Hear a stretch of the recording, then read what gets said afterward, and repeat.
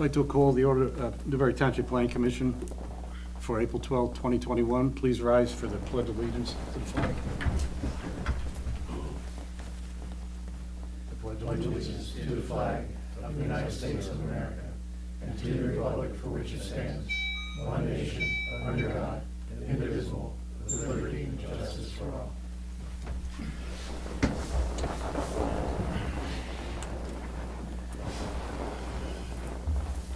One change to the agenda, we're going to be discussing the Woods Phase 4 prior to our discussing the Colleen Road plan. So the first item on the agenda is approval of the minutes from March 8th, 2021. Is there a motion to approve? I'll make a motion. Is there a second? Second. All in favor? Aye. Raise your hands. Opposed? Okay. One item on new business, it's also on a township website. It's the public participation monthly meetings. This is revised by the Board of Supervisors April 8th of this year, just a few days ago. And as you know, if you want to attend the meeting, it's going to be limited to public attendance of 15 people. And if they want to attend in person, you have to notify the township manager by phone or email prior to the meeting, but no later than 3 p.m. the day of the meeting. And attendance will be done on a first-come, first-served basis. But all attendees will be seated in the hallway and called to me to discuss the development plan agenda only, and will be required to leave immediately following their agenda discussion. But anybody who cannot attend in person, but who still wants to provide public comment at a monthly or special meeting, shall submit their comments with their name. Now, this is important. You have to provide your address and phone number, or else it will not be mentioned. So your name, address, and phone number, and email to admin@newburytwp.com, or you can mail it here. It's 1915 Old Trail Road, Edders, PA 17319. Written comment should be limited to 100 words or less, and will be read at the discretion of the board within the Sunshine Act for public comment. And that's signed by Tony Miller, Township Manager. Okay.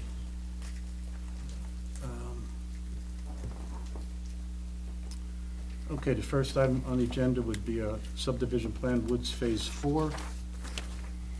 Anybody who is representing the applicant, please come to the microphone, state your name, your title, and how you represent the applicant, please. Good evening, Mr. Chairman, board members. John Murphy with Alpha Consulting Engineers, representing the Woods Phase 4 final subdivision plan.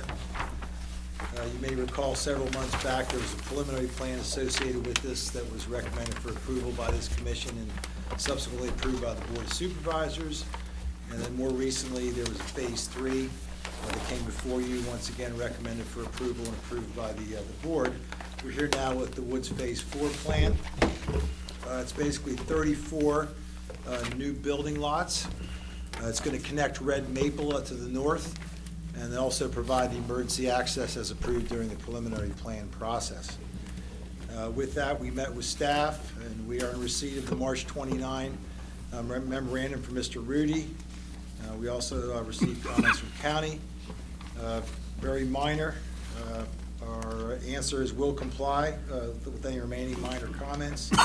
All of the waivers listed under Section C of the memorandum were approved with the preliminary plan and do not require further action by this commission this evening. With that, be happy to answer questions. Excuse me. Yeah, on page 1 of the plans, note 18, it says minimum vertical separation between the sanitary sewer lines and the water lines is 18 inches. Is this a sufficient distance, 18 inches between the water line? I believe that's right out of the ordinance, but I'll defer to Mr. Rudy if he'd care to comment on that. Actually, it comes right out of the DEP. Yes. So that's acceptable? Okay. And on page 3, you have contractor resolutions. It says that rock can be ripped or blasted if necessary. So if necessary to blast a rock, what safety requirements are there? Well, there would have to be, you'd have to get approval for blasting, have to be an approved blaster or licensed in the Commonwealth, and you have to follow all the appropriate state regulations for blasting. So he's certified by Pete, okay. Yes, sir. And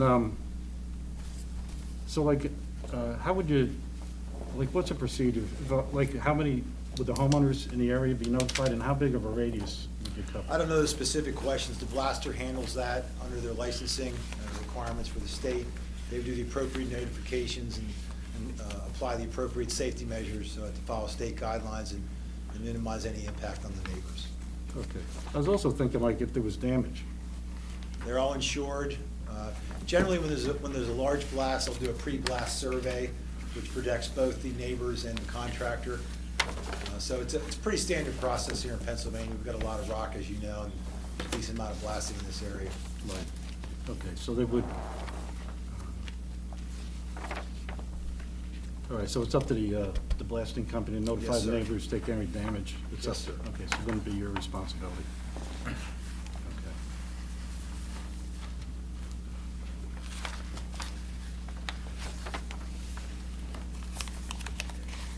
Is there any other further discussion? Not for me, sir. Yeah, I can hold on. Go ahead, Bill. Go I ahead. think, you know, this development started in '98, I believe.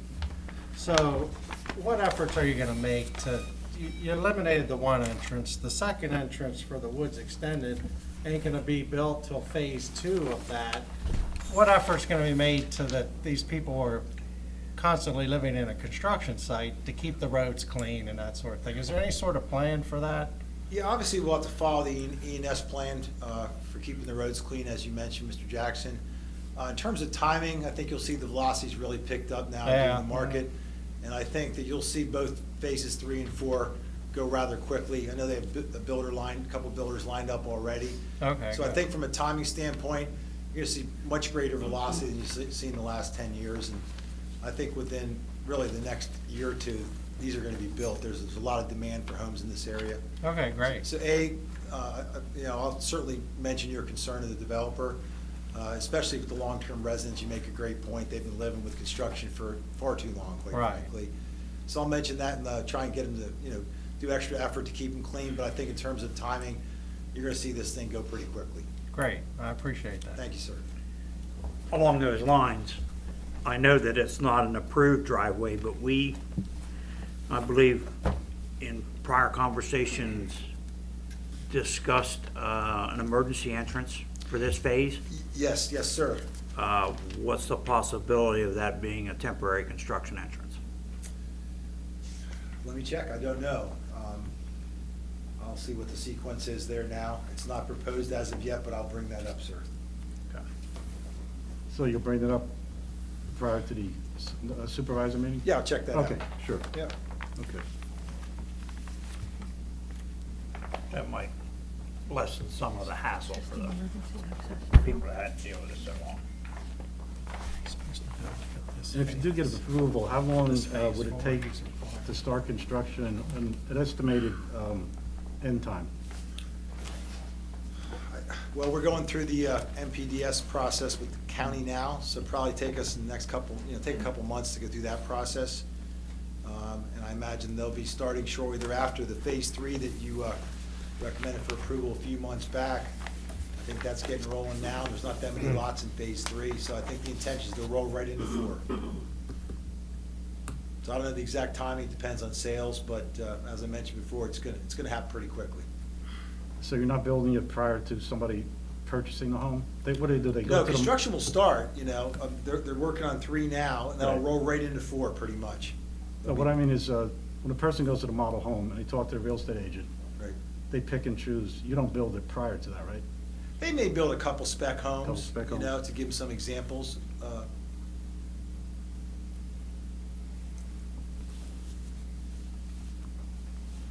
But I mean, okay, so this is the 4th phase, so what have you been doing for these 3 phases? Like, what is the procedure? You're building some homes or prior to the people ordering it, or? I know for 3, they built a spec home a long time ago, and actually the plan approval had to catch up to that. But I don't know the specific terms of home construction marketing, we don't get involved in that phase. Oh, okay, so it's maybe one out of, like 1 or 2 homes, sit in the total. Generally, they'll build a couple specs, to give them an idea what's going on, they sell out of those. Right.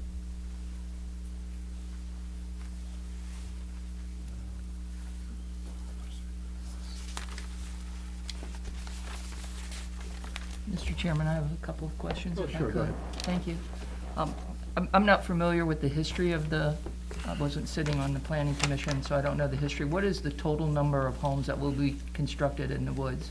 I don't know the total either. We've just been involved in phase 3 and 4. There's 34 in this final phase.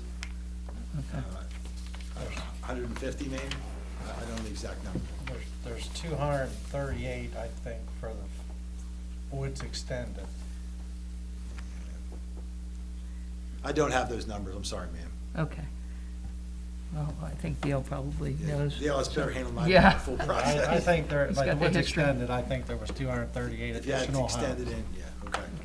In the comments from our engineer in general comments, under E, number 7, the emergency access that needs to be constructed or paved prior to construction of Phase 4. You've seen that note, I'm sure. Yeah, we'll follow through with the notes agreed to in the preliminary plan, and the EMC people did review this prior to that being approved, so they were involved during this process in the preliminary plan level. So that's not going to be a gravel, stoned emergency access? That'll be I believe it's a paved access, paved, ma'am? is what it Yes. says here, yes? Yes, that's correct. Okay. And so we're not requiring that until the first home is constructed on Phase 4, is that Well, I guess I don't want someone to move into the first home and it not be. right? Right. So So it'd be paved. for safety, we want to make sure that, Yeah, and Yes. most likely it will be, because they're gonna pave, when they pave the street, put the wearing, or the base down, at that point, we'd ask them, remind them of that that's a requirement, that they should pave the emergency access now, just so they start once they're occupied. okay. As a Wh- matter I of, wanted to get it documented Will in the that- plan. Okay, I understand that. Okay, I appreciate that. So let's take it hypothetically. Let's say they build a spec home, first home in Phase 4, not occupied, not sold. Are we going to require the paved emergency access? You mentioned when somebody moves in, so I want to just clarify that, because in my opinion, yeah, so can we require it when they construct a home, whether it's occupied or not? Can we require that? I think we'd have to go back to the preliminary plan approval. I think it makes sense to have that constructed. It'll be part of the road construction. In essence, from a practical matter, it will be in the same contract when they do the road. It'll continue right through the emergency access, it'll all be one contract. But in terms of, I believe it was before the first one's occupied. Yeah, okay, I'm not So familiar with theoretically, the there could be preliminary. a spec home built while that construction's going on, before it's done. Okay, I don't know the details of the preliminary Yeah. plan that was approved, maybe we can double check that. I just want to make sure it gets constructed properly so we can have safety. Absolutely, That's that's a the intent. priority there, and I appreciate the note that the township engineer pointed out here.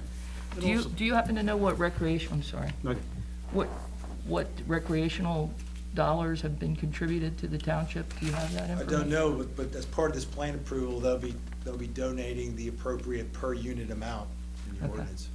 All right, okay, thank you. Thank you. no, you're right around developments, and they're under construction for whatever period of time. They put the road in, it's always the base coat, and then the curb is always like 1 or 2 inches lower, so when you pull into your driveway, there's always like a bounce up, you bump up.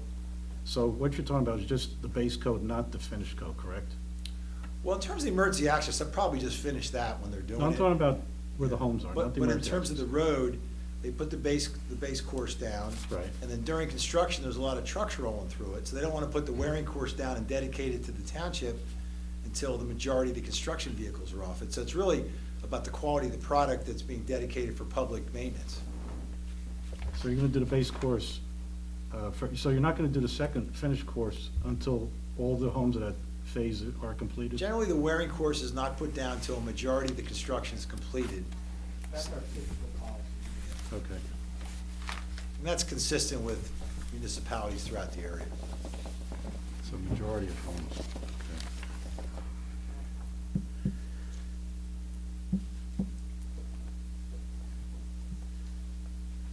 Does anybody from the public have any questions? We have some members in attendance, but just feel, if you do, just come to the mic, give your name, and, It's not mandatory, but I'm just opening it up to anybody who has a question. The only other thing I see under your general comments under E is the fire chief has to review the location of proposed fire hydrants. We are in the process of changing our rule on that, and the hydrants are 800 feet apart. The new ordinance is going to be 800 feet apart, and that can be approved by our codes enforcement officer.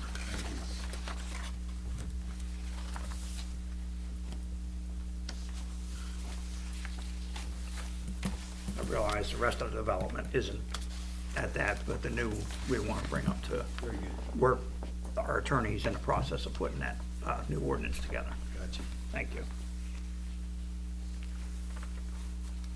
Bill, do you have anything to add to your March 29th, 2021 memorandum?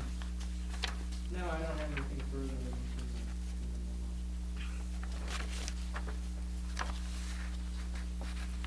Just for a little reference, when we said there was 238 houses in phase 2, there's also was approved 435 houses across the street for the Fox Farm.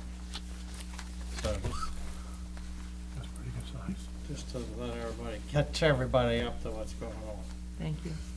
But there's also, they're gonna put a park on that other side, but I think when we look at that plan again, hopefully we can get a crosswalk from this development to the future park. I assume there'd be opportunity for modifications at that point. Yeah.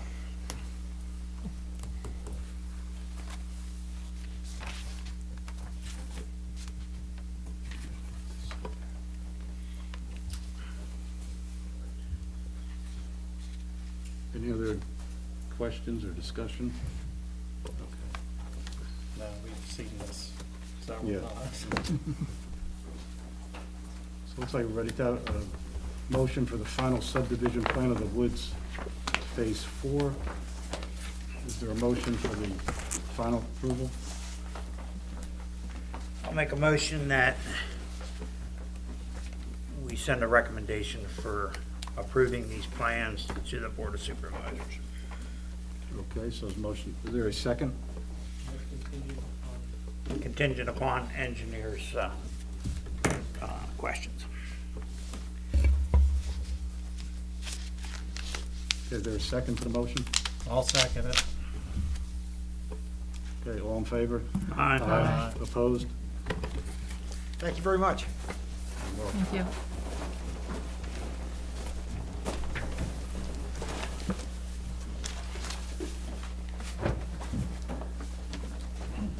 Oh, Tony?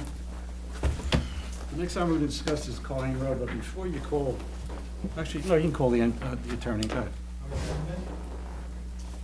Yeah, sure.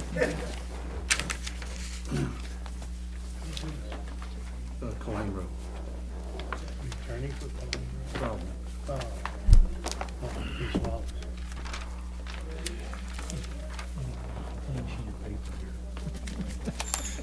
Yeah, you're probably gonna need it.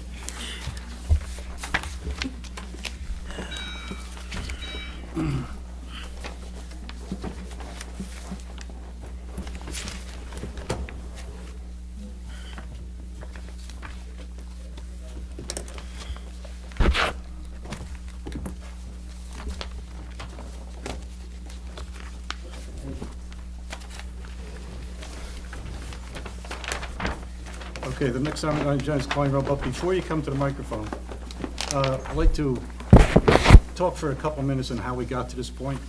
I was reviewing my notes since October 9, 2018. I'd just like to read a little bit about what has been going on. Okay, at the October 9th, this will be for also the people at home, plus anybody who's not familiar with this. October 9th, 2018, we had a planning commission meeting attended by 5 members. There was a petition by the attorney requesting a CCH land development to rezone some land parcels on Colleen Road to general industrial for a proposed warehouse. There's 4 parcels. She provided a narrative amendment, support about compatibility with the surrounding area, will not have a negative impact on traffic, beneficial economic consequences, impact on adjacent land is limited, and consistent with Newberry Township and York County's comprehensive plan. A proposed ordinance was included. They included a trip generation comparison between, I don't know why they did it, but they had a general office building, 140,000 square feet, a medical office building, 140,000 square feet, comparing it to a 325,000 square foot warehouse. So at the end of the meeting, we decided to table the petition requesting additional information. Now, prior to this, the York County Planning Commission, on October the 6th, so 3 days prior to our meeting, they voted not to adopt the change. So a month later, November 7th, 2018, we had 7 members. One of the few times we actually had everybody here. And this meeting was attended by members of the public. About 30 people were sitting in here. And we had questions to Chris Herring. Now, Chris Herring is the applicant, CCH. He said, so he's asked a question like, since you were just incorporated in March of 18, with just a few months prior, do you have the experience and background to handle a project like this? He couldn't, why did you pick this particular property? Well, he couldn't find any land for a warehouse. There's no major subdivision. At a September 6, 2018 meeting that he attended in Lewisberry, he stated that $500,000 of his own money in the project. He would not be the final developer. The warehouse would be valued at approximately $23 million. He has the money for police or fire. He says that's what taxes are for. And it proposed 266 auto spaces and 80 trailer spaces. So I asked Deb Pop, tax collector, I said, Deb, can you give me an idea what the taxes would be? Because everybody has a question, like, about taxes. So she gave me a report, and the taxes on the 4 parcels, which are still in effect today, total $1,369.24. And the reason why is because they're in what they call Clean and Green program, which is administered by the Pennsylvania Department of Agriculture. It's sort of like a farmland assessment. So what she did was, she took the assessed value of $23 million on a Colleen property, and the school tax would be approximately $331,000, the county $133,000, township about $51,000. So she used the Goodman Logistics as an example. Now, they recorded the deed May of 18. The property was assessed in August of 2018, sold for $11 million, assessed at $1,148,000. Township taxes were $2,527. You heard it right, $2,527. And that was in August of 18. So Andrew McGowan, she gave us a 33-page booklet. She included the petition, a narrative, proposed amendment, all the information. And then, let's see. She gave us a drawing of proposed 360,000 square foot building, screening, best use analysis. And we had 9 residents speak, of the 30. And there were comments like, well, I live here because of the woods and the wildlife. There was an attorney here. He represented 2 of the clients. And he was saying that it's probably spot zoning because on the Colleen Road property, if you go down Colleen Road, if you go past the first curve, there's a house there. And this property goes on, so if you look in the house in front of you, the property's on both sides and behind it. And so he could, talking about spot zoning. Also must be supported by the comprehensive plan for the entire town, not just for that area on Colleen Road. Other people said, I moved here because of the noise. And it wasn't totally negative because an owner says, well, you can't stop progress. He owned one of the properties. So he had both, allowed both groups to speak. So we decided it was, of the 7, it was voted not to recommend to rezoning to general industrial. So there's 4 yes, 2 no's, and 1 abstention. So November 13th, 2018, the supervisors took our recommendation, and voted not to change the zoning. More recently, I have information, October 15, 2020, it went to the York County Planning Commission for their comments. December 11, 2020, from their attorney, McNeese, Wallace, and Nedrick, Jeffrey McCombie, he's here tonight. He requested a zoning text change to develop the property at Colleen Road and build a small to mid-sized warehouse. So we had our meeting. Now, this is the second time they're coming before us for the same property. January 11th of this year, he had a narrative to request a zoning amendment. And there was an introduction about the property wants to change the RCO, Regional Commercial Office, to include small to mid-sized warehouse and wholesale trade establishment under $500,000. But they proposed a 343,000 square foot warehouse. with 51 loading docks and 69 trailing, parking spaces. He gave us also a proposed zoning amendment, which he thought was, which he did, and warehouse state standards, justification of charge, and anticipated tax revenue was pretty much the same as what we had back in 2018, same figures.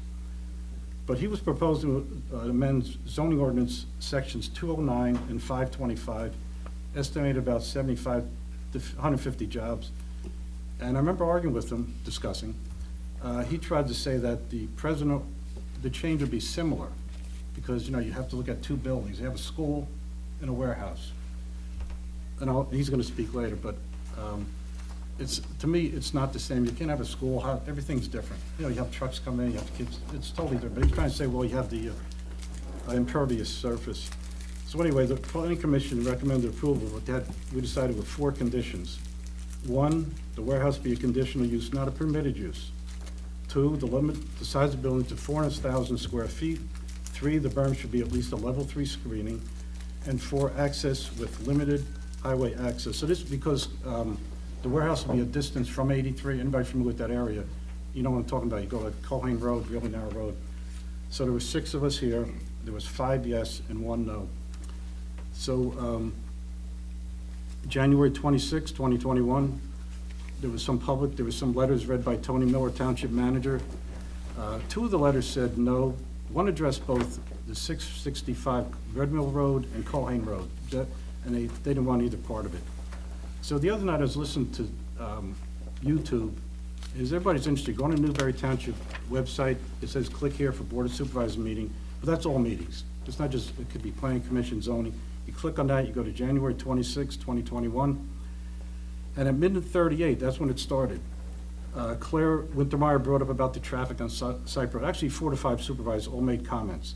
Brant Cook, I never heard the guy talk as much, but he was talking that night. And he said it's a horse and buggy trail, not safe, it doesn't make any sense. Mario Eckert, he says he doesn't want to speak to warehouse. In other words, he was saying like he doesn't, when you go further down the road and you have all this warehouse right by 83, he doesn't want Newberry Township to be known just as a warehouse. We already have one. So just, you get a reputation. Claire says, well, there's different uses, and he's speaking up for the residents. Andrew Miller, our attorney, he said there's an area on Cypress Road that would allow this, and to stop any planning or, be any action. So 4 to 5 supervisors had comments, and they were against the warehouse, and he just wanted to, to end. And I figured, okay, that's the end of it, but here we are tonight. So anyway, there was a motion, planning and stopping further action on Colhane Road, and there were 4 yeses and 1 no. And I appreciate you taking, listening to me, but I just want to give people at home and people here who haven't heard, this is just a history of what has gone on. And this will be our 3rd time But coming they're before different, us. they're different meetings here. But it's the same, but you know what, Dale, though? It's the guy, he wants to build a warehouse, and he's trying different ways. First, he wanted to change the RCO to general industrial. And then he had to, change the narrative. And I know what people have said, well, if you don't like it, you're against jobs. That's not true. It may not be warehouse jobs, it could be other jobs, because the RCO has other permitted uses. So, and there are, like Mr. Miller, our attorney, said there is a place. So it's not just about jobs, it's the location and other things. So, but anyway, I just wanted to bring up that for everybody. Okay. So anybody, Stu, represent the applicant, if you can come to the microphone and state your name and how you represent the applicant, please. Good evening. My name is Esh McCombie. I'm an attorney with McNeese, Wallace & Nurt. We represent Chris Herring, and with me is Elliot Shively from IDP, the engineer. Mr. Parsons, I appreciate your history there on this project. To add a little bit to that, this plan was actually submitted before we got to the text amendment. This plan had been submitted. We sat down, met with staff to talk about the project, and came to the conclusion, while speaking with them, that a text amendment to permit limited warehousing made sense. So that's why we went down the path of that text amendment. That plan that came with the text amendment would have allowed for a slightly larger building, would allow for more uses, more variety in what could be stored, and therefore brought more value to Chris Herring, the applicant. Consequently, he was willing to pay for additional off-site improvements. Under the MPC and the SALDO, on-site improvements can be required by the township, but off-site improvements cannot. Despite that, because he was going to add more value with his property, he was willing to do some off-site improvements up at the slight Poolhane intersection. We were actually looking at improvements at the next intersection up by the exit ramps. As Mr. Parsons said, Planning Commission recommended approval of that text amendment. Staff was supportive of it as well, but unfortunately, the board chose not to consider that option. And so we never had the opportunity to discuss those off-site improvements with the board before it was shot down. This plan, though, remained pending. We granted an extension to leave this plan here in case we needed to circle back to it if the text amendment had failed. The text amendment did not proceed, so we're back with this plan. This plan proposes a slightly smaller building, but generally the same amount of truck traffic as would a 350,000 or 345,000 square foot warehouse. This plan also requires more parking, which accounts for the smaller size of the building. When you compare the engineer's comments, our last comment letter was November before this April one. You can see that we've made a lot of progress between the two. There's no longer zoning comments. We've cut the subdivision comments down from 18 to 12, stormwater down from 9 to 6. General comments are down, and everything that's outstanding in those sections are comments that we and our engineer believe we can address with Mr. Rudy, either by conceding and doing some of the things he's asking for or working out another solution. The exception being there, the off-site traffic improvements. As I said earlier, the MPC and the SALDO can allow the township to require on-site improvements, but not off-site improvements. This use is a permitted use, and the plan otherwise complies with the requirements of the SALDO. The lone exception being there, two waivers, or I guess two exceptions being the two waivers. One's preliminary final, pretty straightforward waiver that I'm sure this planning commission sees frequently. And the other being the waiver from the steep slope provisions. Again, a waiver that I believe has been before this planning commission before and has been approved in similar circumstances.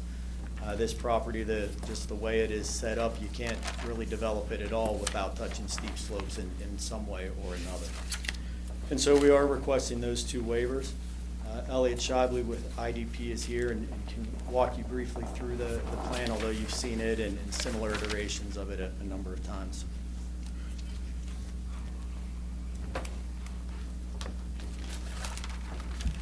Thank you, Ash. As Ash said, my name is Elliot Shibley. I'm with Integrated Development Partners. So this plan has not changed significantly since we last presented it in October of 2020. The main change is the emergency access. When we brought it in October, was an emergency, more of like a boulevard entrance with two 20-foot drive aisles that would allow two vehicles to pass by, and we would still have needed a waiver for that. The point of this is to avoid the waiver request and just have the emergency access as a separate entrance just southeast of the proposed entrance. Other than that, the stormwater ponds, utilities, parking, truck parking, drive aisles, lighting, all has remained the same.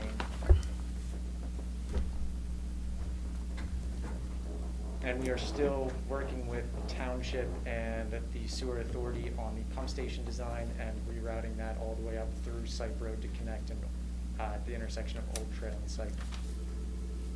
Okay.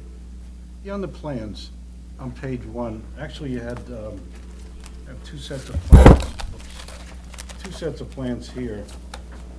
The last one was revised October 26, 2020, and more recently February 11, 2021.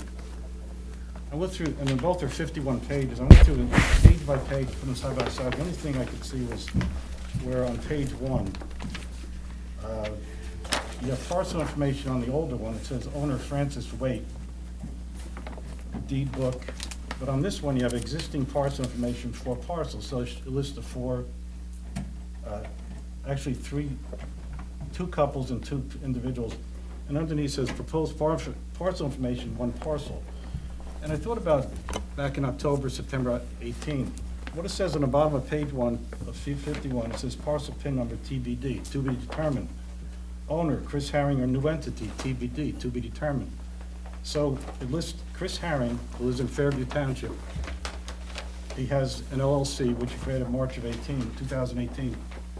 Will he be the developer, or is he, I mean, what is the purpose of this? I mean, he's trying to obviously sell land, but I mean, is he gonna be heavily involved in this, or what? If you just explain to us what's going on. Chris Herring is the developer and the equitable owner of the properties. He Could you has- define equitable owner, Yeah, he has a contract on the properties. which means what? He has a contract to buy the properties. Okay. So So the he's difference not the current between owner. See, I'm legal not- and equitable being. See, I'm not trying to be a wise guy, I'm just, because we have people listening at Sure, home. a so if legal you owner discuss is it. the person that has a deed to a property. An equitable owner is a person that has a contract to buy that property. For So properties. generally, that property or more properties, correct? Okay. Generally speaking, a developer is not going to buy a property until they know they can do with it what they would like to do with it. You wouldn't buy a property to build a house if you don't know that you can build your house and move in. Similarly, you wouldn't buy a property to move into a house without having inspections done on it first. So when you sign an agreement of sale on your residential property, you become the equitable owner, which allows you to go through due diligence and decide if you want to buy the property. Mr. Herring's done the same thing here, but for commercial purposes. He has a property under contract, he's working through his due diligence with it, and if and when it's ever approved, then he will close on that contract and move forward with it.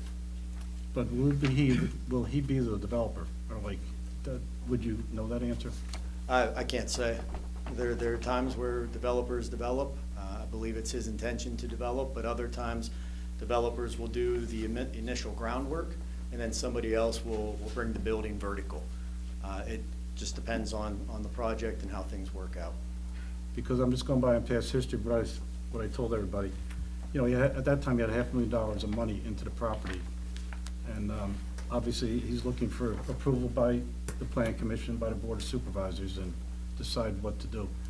But this is, you know, this is his third time, so, but at this point, you don't know if he will be the developer. He might hire a construction company and do all, or general contractor, or whatever. Well, he certainly would have to hire a construction Well, company, yeah. yeah. He's not gonna build it himself. Yep. But he may not be involved after he's gets the contracts from these four properties. He may not be. He may not be, he may or may not be. So at this Right. point, we don't know. Okay. May not be involved. No, I understand he has to be due diligence, But he's the one that has a proposal for the warehouse size and the parking and all that stuff. So he may not be the one that actually does the developing, but he's the one that Getting has it the approved. plans. Mhm. Yep. Very similar to when somebody builds a mall. They're not gonna run all the stores. You know, they'll get the structure together and somebody will come in and fit out each of the stores for how they wanna use it. As part of. you know, 3 of the properties are presently in clean and You green. can't have a straight. Was it explained to, you know what clean and green That's why is? it's called a Okay. building. For those out there, is, what that means is, you have a piece of property, and it's in clean and green, it's like a farmland assessment. Once they take it out of clean and green, you have to pay, there's a 7-year rollback in taxes. That's why it was only like $1,369, that's what they were paying for these 4 properties. Has this been explained to the owners as part of the sale? Do you know? To the owners? Well, Mr. Herring would be the one paying the Yeah. rollback taxes, so I'm not sure if the owners Not sure if know you- or why they would Okay. care. So, I mean, it's their responsibility as a seller, they should be aware of it. Okay.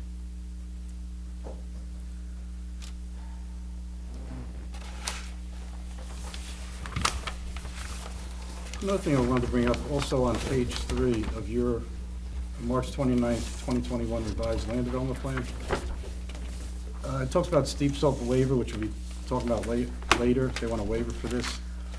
If you go to the third sentence, it says section 614.02 5A of the SL Subdivision Land Development Ordinance expressly permits disturbance of very steep slopes for any permitted use. Now, you know that's not correct. You know that, right? It's not any permitted use. I would disagree with you. but- Well, let's look at the book.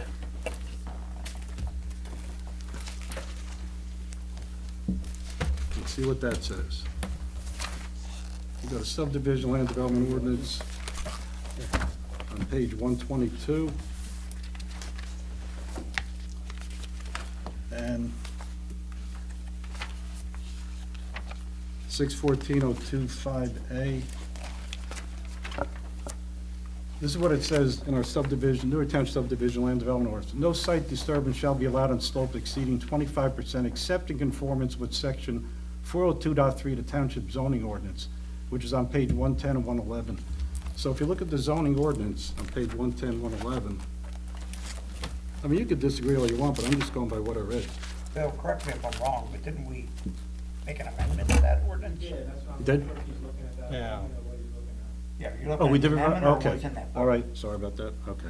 Yeah, this CBO, this zoning wasn't part of our original ordinance.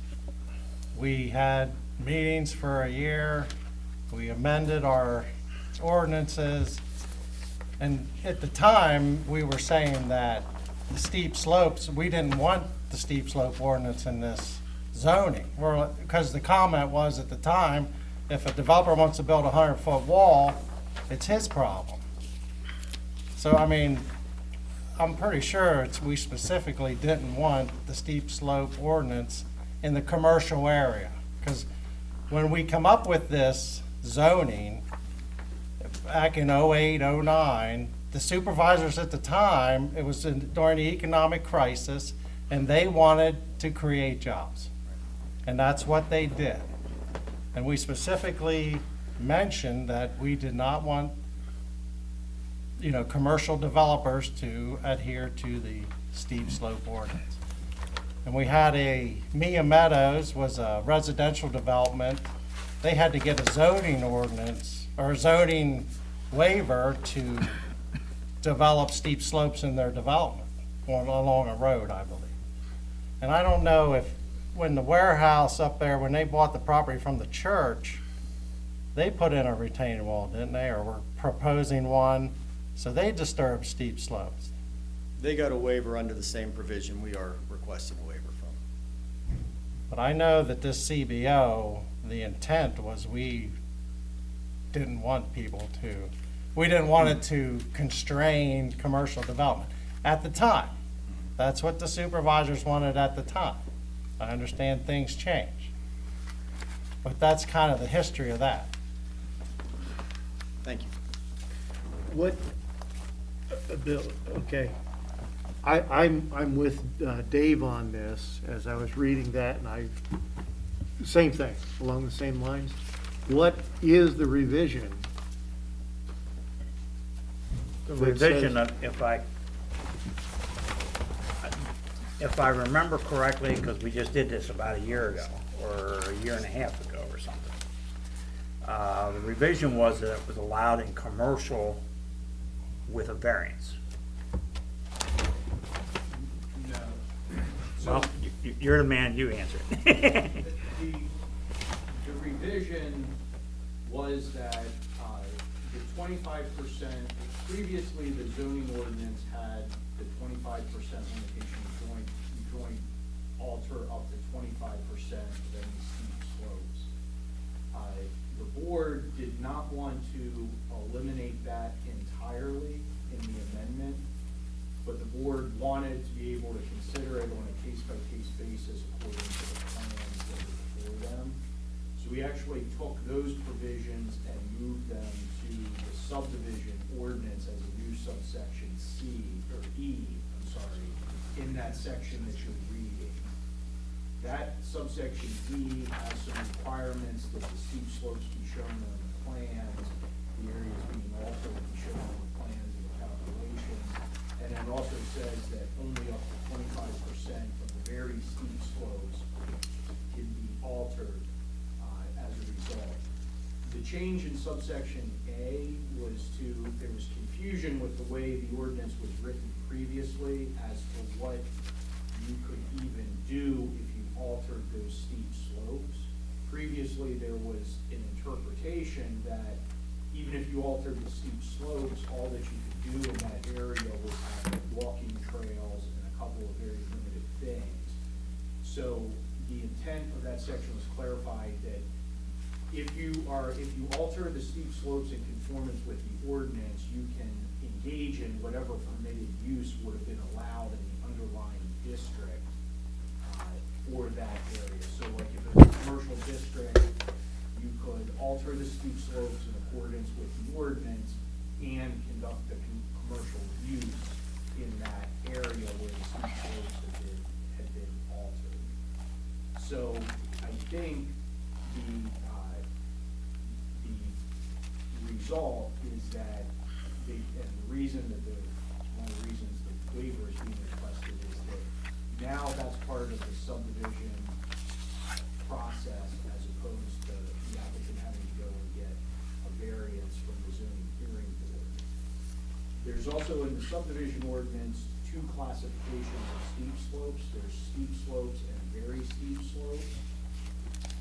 And the way I think Bill has interpreted the ordinance is they've created the ability to alter up to 25% of very steep slopes. There's not a specific provision allowing alteration of any of the steep slopes. So that's the waiver request that they're asking for. Now, with a waiver request, you have the ability to do a modification, which is, it's not an all or nothing question for you. With a waiver, you can put reasonable constraints on it as part of granting that waiver. So one thing that you may want to consider is the subdivision ordinance allows for alteration of up to 25% of the very steep slopes, and they stay within that constraint. One thing you could consider is in the development altering just 25% of the steep slopes is to be consistent across the board. So I think they're currently, and I don't want to speak for the developer, they can answer this question for, but I think the current proposal is to alter close to 50% of the steep slopes and then just under 25% of the steep slopes. So that hopefully gives you some background of where the ordinance is currently and why the changes were made and the intent of it. It's to put the decision as to whether or not you should be able to exceed those percentages, put that decision in the hands of the planners and the board of supervisors when they're reviewing the plan, rather than a separate, distinct proceeding before the zoning hearing board where they may not be seeing the actual development. Go ahead, Dave. Okay, but if you look at page 7 of the plans, they have a slope table. Table 1 is 15% to 24.99%, 210,732 square feet, which comes out to about 4.8 acres, because an acre is just about 44,000 square feet. And 25% to 50%, they have well over an acre, almost 50,000 square feet. So we're talking about a 33-acre parcel. So you have about six acres of the parcel, and this is not all together. It would be actually in their proposed parking lot and on the right side of the first driveway. That's where the slopes are. Is that a question? Is there a question? No, that's what I'm just stating. That's what it is. I hadn't noticed when I read on page 7 in the plans. No, appreciate it, and I think the only tweak I would have to Mr. Miller's comment, I believe, and maybe Mr. Ruger, you can tell me if I'm wrong here, I think the township's interpreted that provision to permit the grading of steep slopes only for the siting of a single-family dwelling and its accessory driveway and septic system. So the waiver request, we comply with the 25%. We're below that for the very steep slopes. But the ordinance as interpreted by the township limits grading on steep slopes to only for a single-family dwelling. And so we are requesting to be allowed to do what you're allowed to do in the zoning district. You're already allowed to do that on very steep slopes. So I think there, you know, as we've discussed with staff before, there may still be some room to further tweak this steep slope provision because it seems inconsistent to allow you to do more in very steep slopes. Any use in the zoning district's allowed in the very steep slopes, but only single-family housing is allowed in the steep slopes. It seems backwards. You know, usually you would think you could do more in steep slopes and less in very steep slopes. Regardless, you know, it is the way that it is, and that's why we're here asking for that waiver that would allow us to do the same uses on the property as are permitted in the underlying zoning district, which are allowed in the very steep slopes anyways, and so we're just asking for a waiver to be allowed to do that in the steep slope sections also, which accounts for a significant portion of the property. Yeah, and I have a tendency to not agree with that, Okay. okay? Because you're saying, well, you were allowing it in the very steep slopes, but you're not allowing it in the steep slopes, okay? And I don't see that. I think you're pulling things out of the air here. Okay, and, because we just said that we can, for the very steep slopes, 25%. Am I correct? We That's right. can, Very all right? steep slopes, you were expressly allowed to. And the new Part E is saying that on the steep slopes, we could match that to 25%, or we could go lower. The new subsection E deals with the very steep slopes, and that's where you're Oh. allowed To redo that. It doesn't specifically reference the steep slopes in that. Okay. So I will say that the subsection B refers to, it says on slopes of 15 to 25%, and only permitted grading beyond the terms described above shall be in conjunction with the siting of a single-family dwelling, its driveway, and septic system. Mhm. The prior ordinance, the immediate section above that was the section that allowed, and it's in what you have now, that's subsection A. So previously, it was referring to that. Or if you go above that, at the very beginning of the section, it says that, it says in the very beginning of the section that areas of steep slope shall be preserved as described Right, below. right. It becomes a little bit circular, but I think there is a reasonable interpretation of the ordinance that the intent was that a steep slope could be preserved instead. That's why I said, I think the staff's interpretation has been that that can't be the case, so they submitted the waiver's in front of you. Mhm. I think a reasonable interpretation is that you grant the waiver up to 25% consistent with the very steep slopes. Okay. The problem becomes on this plan, that you would ask to bring. To grant higher than that. All right, so, and according to your submitted paper here, okay, it does say, section such and such expressly permits disturbance of very steep slopes for any permitted use. Correct. I do not see that. Yeah, I don't see that written at all. The saldo refers you to the ordinance, which is part of the new section that I think you gentlemen did not have a copy of. And it says, under B, permitted uses, any use permitted within the underlying zoning district shall also be permitted within the steep slope protection overlay zoning district, provided the use complies with the provisions that Mr. Miller was talking about, where you put things on the plan and show all of that. So it does refer back, and I think the difference between those two is we're not talking about uses with one of them. We're talking about a percentage of the slope that can be disturbed. Right. So with the very steep slopes, the way I believe the ordinance is being interpreted, any use is allowed, but you're limited to disturbing 25% of the very steep slopes. The way the ordinance is being interpreted for just steep slopes is that currently there is no limitation on how much of it you disturb. You could get rid of all the steep slopes, but you're limited to a single-family use. And that's why I was saying it seems counterintuitive that on steep slopes, you're limited to a single-family dwelling, but on very steep slopes, you're allowed any use. Now, I agree with you that on very steep, you're limited to how much you can disturb, but when it comes to the actual use, there's a significant difference between the two. That use isn't specifically spelled out in the very steep slopes. Right, the With a single conversations family. I've had with Mr. Miller, have been, he brought up the section A and B, where When it you say, when you says, say Mr. Miller, because we have two Mr. Millers. I'm sorry, Yeah. and the solicitor Miller. Okay, Solicitor all Miller, right. sorry. 614.025, dealing with slopes. Right. B says on slopes of 15 to 25%.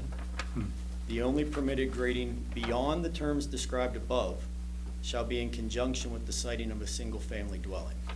When I read the terms described above, which is A says, site disturbance of very steep slopes shall be restricted to the uses as set forth in the zoning ordinance. That's where the uses say you can do anything. So to me, when I read B with A, B is saying you can do more on slopes that are steep. You can go beyond the requirements and the provisions in A above us when you're on steep slopes, But which go to to the me makes previous more page. sense because you can do more on a steep slope Right. than a very steep slope. But go to the previous page where it starts on 121. There's a paragraph there. To that area steep slope. I want to ask Andy, if you can come to the mic, Andy. I forgot to ask you before.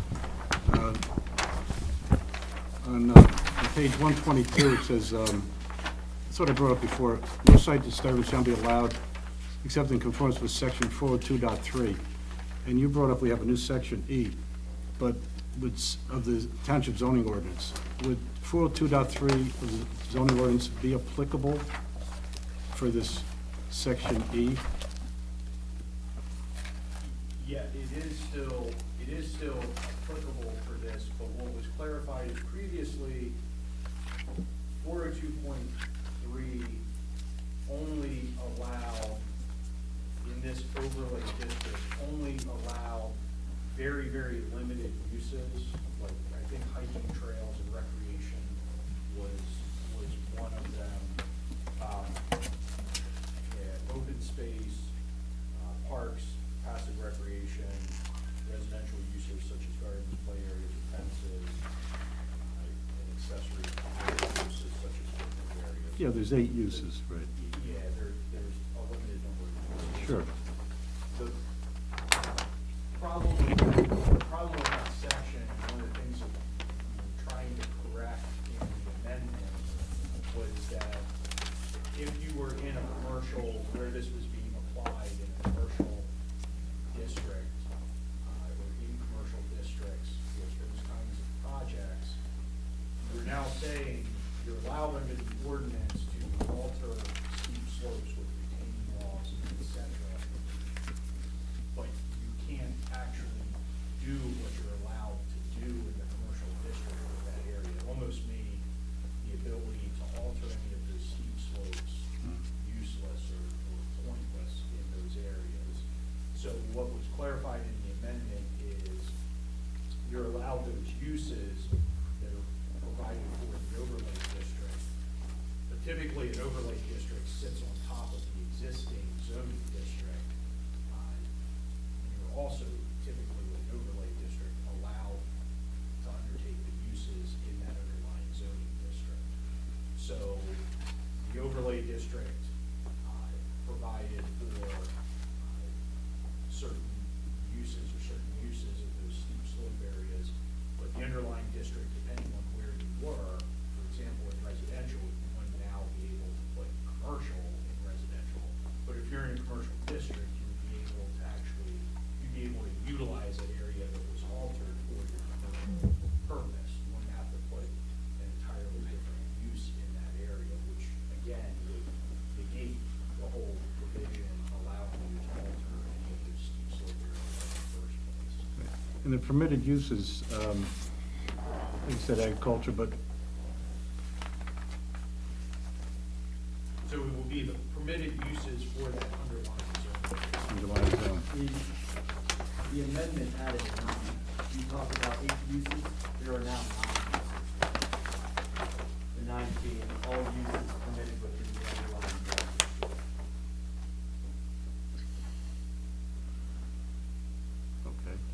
seems kind of redundant, but, Well, it was to clarify, normally, I would think of an overlay district as, like I said, it's additional regulations placed on an existing district. You have to meet those additional regulations. It doesn't, normally an overlay district doesn't negate the uses you're allowed on the underlying district. And that was the problem with the way the ordinance was written. That was effectively what it was doing. It was essentially creating a completely different district with only a limited number of uses. So what that last subsection 9 clarifies is that you can undertake whatever permitted uses are in that district where you are. There's a steep slope overlay, where you have to meet the additional requirements before you disturb any area. But you can, if it's a commercial district, you can have a commercial use, because that would be permitted in a line district. If it's, and this is, part of the reason this was necessary is because of the way your steep slope overlay is written, it applies to every district in the township.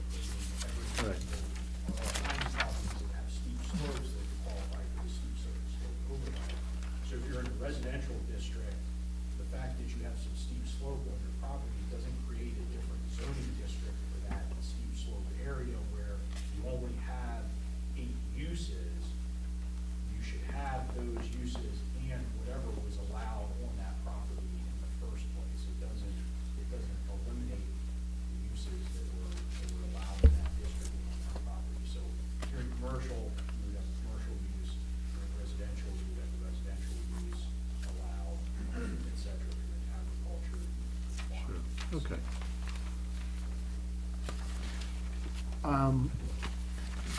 Dave, you want a question? Under, in the zoning ordinance book, 402.2, all right, the number 1, it says, and I'm just wondering if this has any impact on what we're talking about. It says, in the event that the provisions of this section and the provisions of other applicable township ordinance standards are in conflict, the more restrictive provisions shall apply. Well, I'm simply, and then 402.3 is a steep slope protection overlay. So what I'm saying is, I'm seeing, we're trying to combine, and yet they're separate for very steep slopes and steep slopes. I'm saying, wouldn't the steep slopes then be under the very steep slopes provision, which means we need to go by that restriction of 25%? No more. I think it would be where there's contradictory provisions. I don't think you would just stack provisions on top. Usually that language, it says where there's a more restrictive provision, it's when two are either contradictory, or one says 40% and the next one says 50%, you would go with the greater limitation. You would not bring in steep slopes and slide them under the very steep slopes, just as you would not say, well, residential zoning districts allow, less intense uses, therefore industrial districts will allow less intense uses. Okay. So, and I think. Oh, Andrew, if you go to the mic, please. Sure.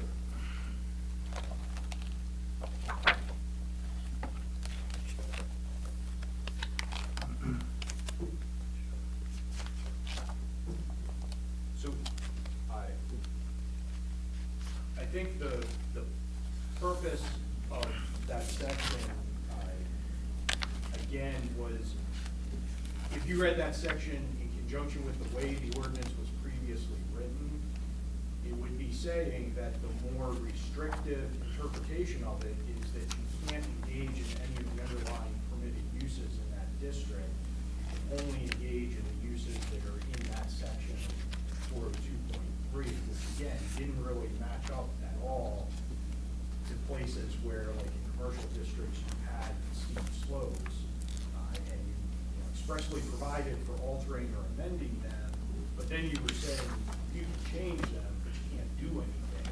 You can't do what you're allowed to do on the rest of your property on that area. So it didn't make a lot of sense the way it was drafted, and that language in particular forced you to read it in a more restricted way, and that's why we put in the language to clarify that one of the other uses that you're allowed to do in the steep slope areas are the uses that are allowed in the underlying district. I do think too, and would just point out again in the zoning ordinance, I mean, I think it is a sensible reading of the ordinance. If you go to the very beginning of section 5, at the very bottom of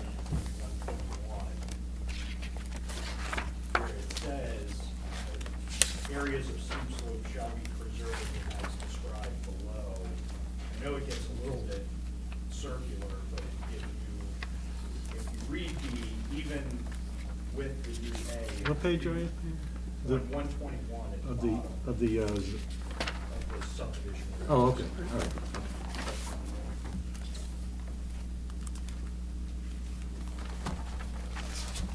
Go So go ahead. if you read B where it says, the only permitted grading beyond the frontage tract above shall be in conjunction with the site of a single-family home. I think it's a sensible reading to read that and say, at the beginning of 5, it's saying you're allowed to alter steep slopes as described below in the section.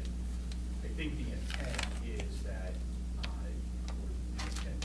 can be interpreted that you are allowed to, in steep slopes, you're allowed to alter those steep slopes to the extent that you're allowed to alter the very steep slopes that are later in that section.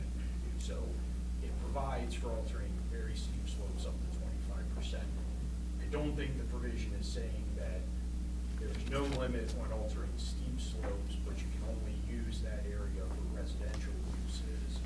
I think there's interpretation that Bill gave, I think, is that there's no altering of any steep slopes unless it's in conjunction with residential. I think the other way it can be read is that you can alter the, and I think Attorney McCombie touched on this at the beginning, you can alter the steep slopes to the extent of the very steep slopes. You can only go beyond that if it's in conjunction with a single-family dwelling, if that makes sense, if you can follow that. So what I would suggest to make that clear is in your waiver, if you were to grant the waiver, allowing them to alter up to 25% steep slopes, because I think they've been, based on the interpretation from Bill and I think from the zoning officer, they've submitted the waiver request on the basis that they can't alter any steep slopes. They can alter up to 25% of the very steep slopes. What I'm saying is one reasonable interpretation or response to the waiver request would be they can alter up to 25% of the steep slopes consistent with the very steep slopes. And then we're also throwing out the idea that it will not be single-family dwelling, its driveway and septic system. Right, and Because that's saying that even if we would allow 25%, okay, again, if I understand it correctly with what you're making reference to what Bill was saying, Bill's saying that it should be in, the only way we should be able to allow that to be disturbed, the steep slopes, is if it's a single-family dwelling. yes. And so we have to, we're saying two things. Well, you'd be saying that you're granting a waiver to allow the disturbance of the steep slopes up to a percentage that. Right. We can discuss that and decide it's 50% proper, and I think that's the intent, is that discussion happen. But yes, you're allowing that without the residential. So it's two situations, okay. Thank you. Before you say, can I ask you a question to make sure I'm following? So are you saying then that B on slopes 15, 25%, the only permitted grading beyond the terms described above, that's not referring up to A? What are you saying that's not? think that can be referring up to anything above it in the section, which goes back to the beginning of the section, which says that the areas of steep slopes are to be, I think it says to be conserved or Preserved as, modified, preserved in accordance with the entire section.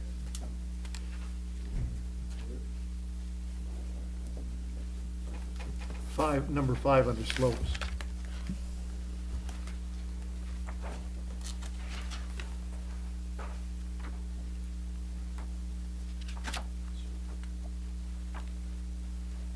Where does it say limited to 25%? Well, the ordinance now below that section would say very steep slopes are limited to 25%.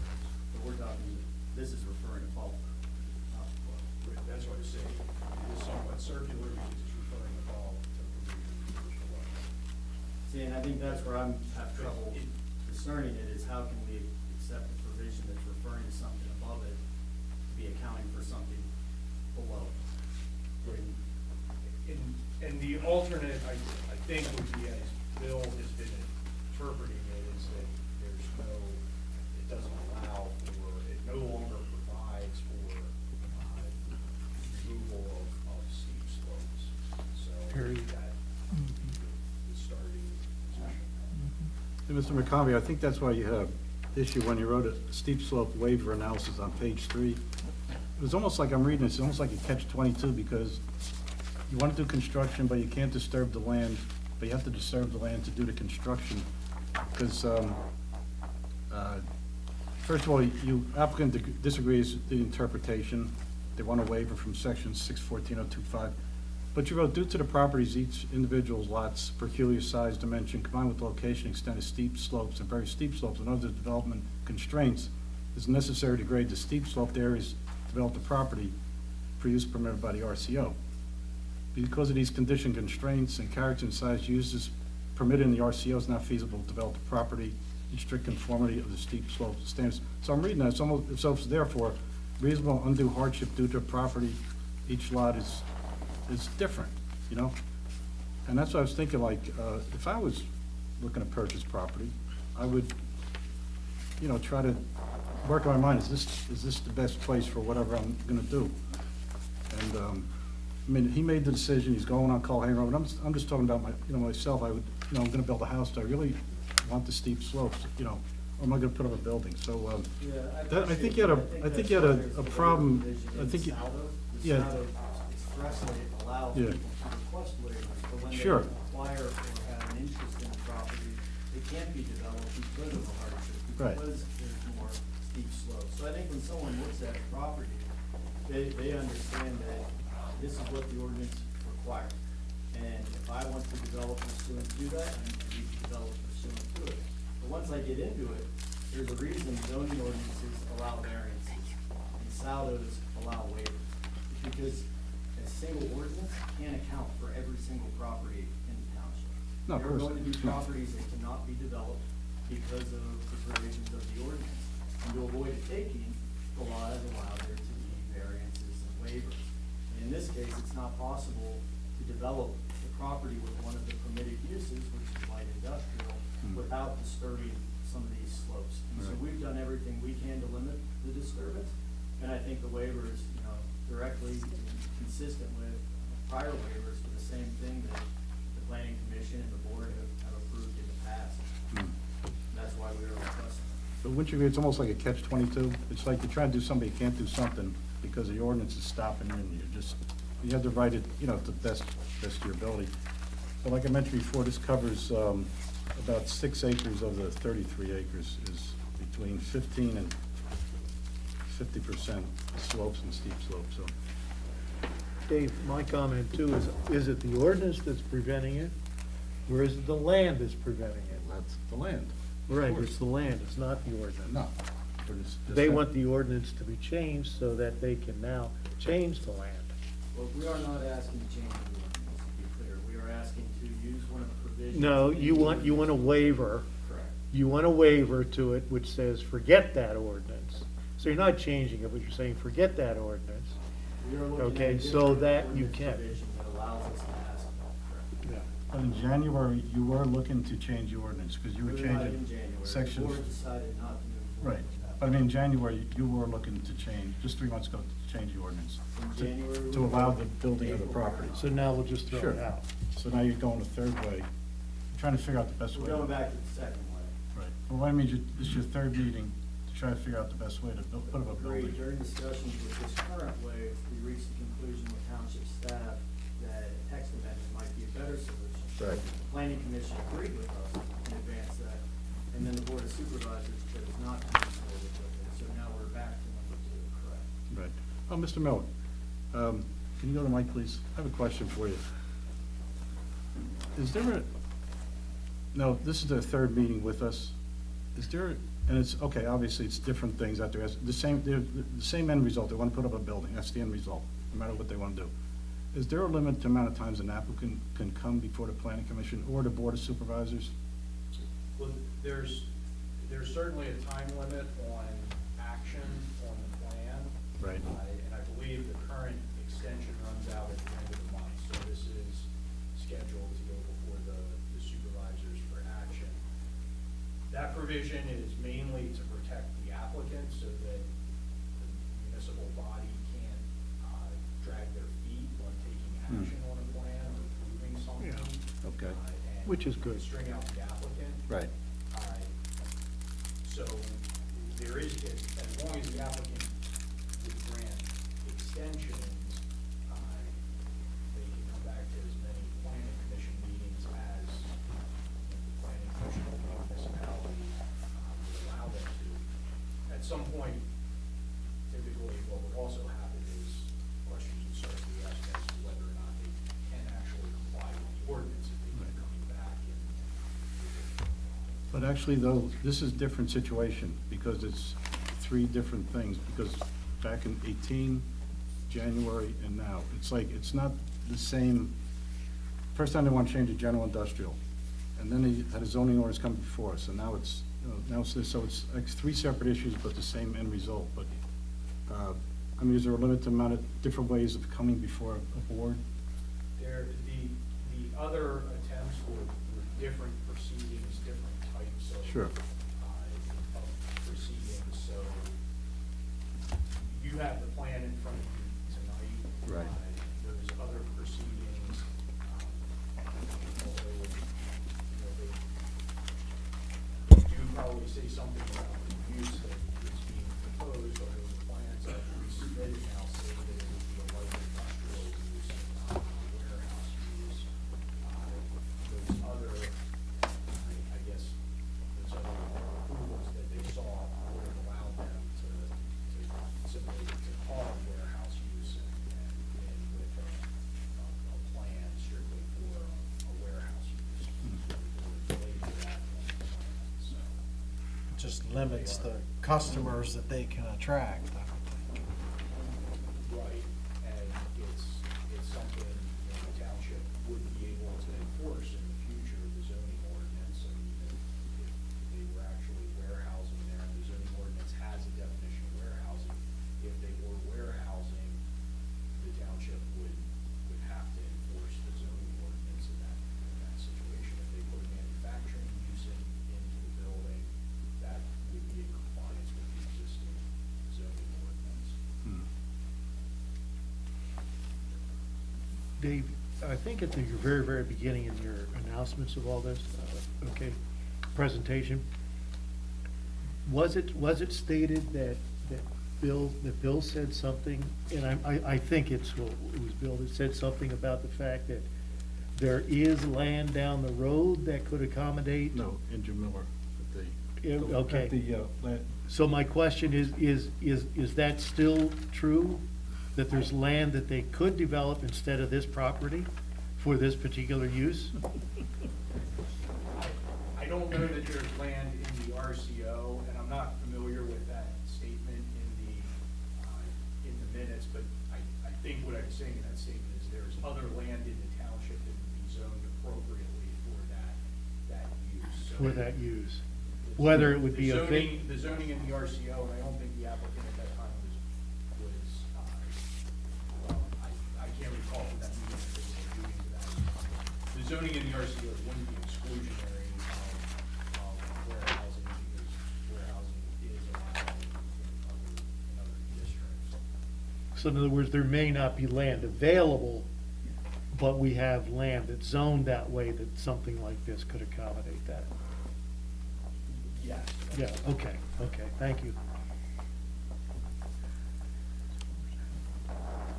Mr. Chairman, may I ask a couple of questions?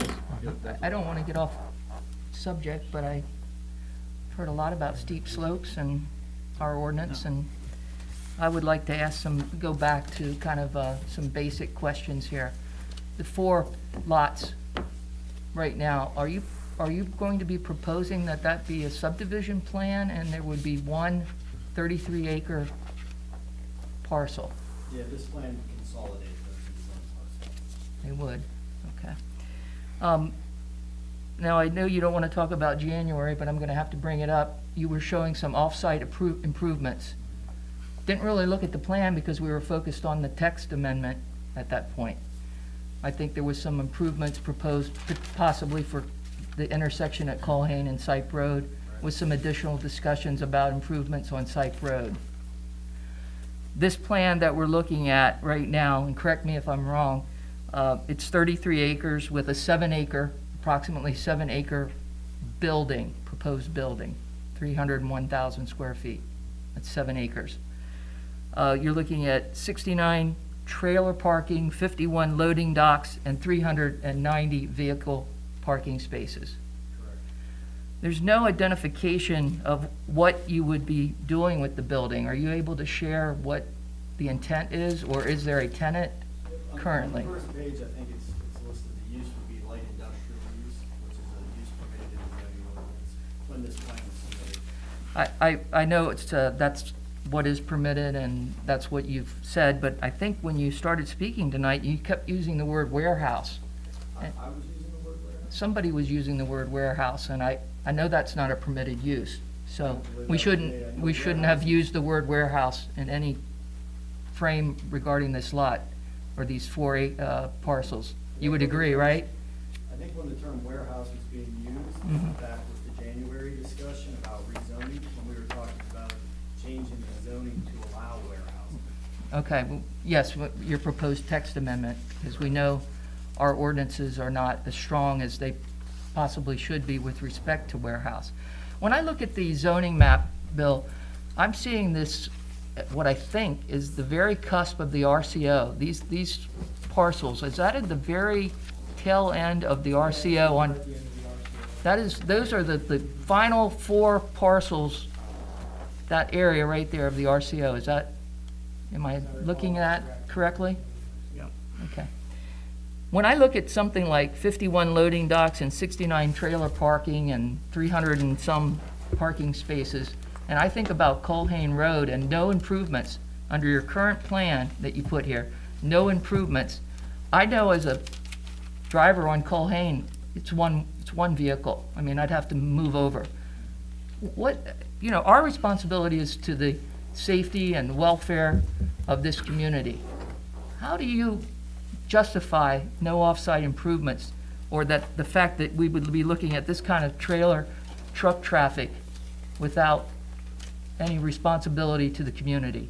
Jordan, I appreciate the question, and I think that's why we went in with the text amendment to begin with, because it put us in a position to be more comfortable paying for those off-site improvements. As I said earlier, the township's allowed to require on-site improvements. It cannot require off-site. It's not allowed.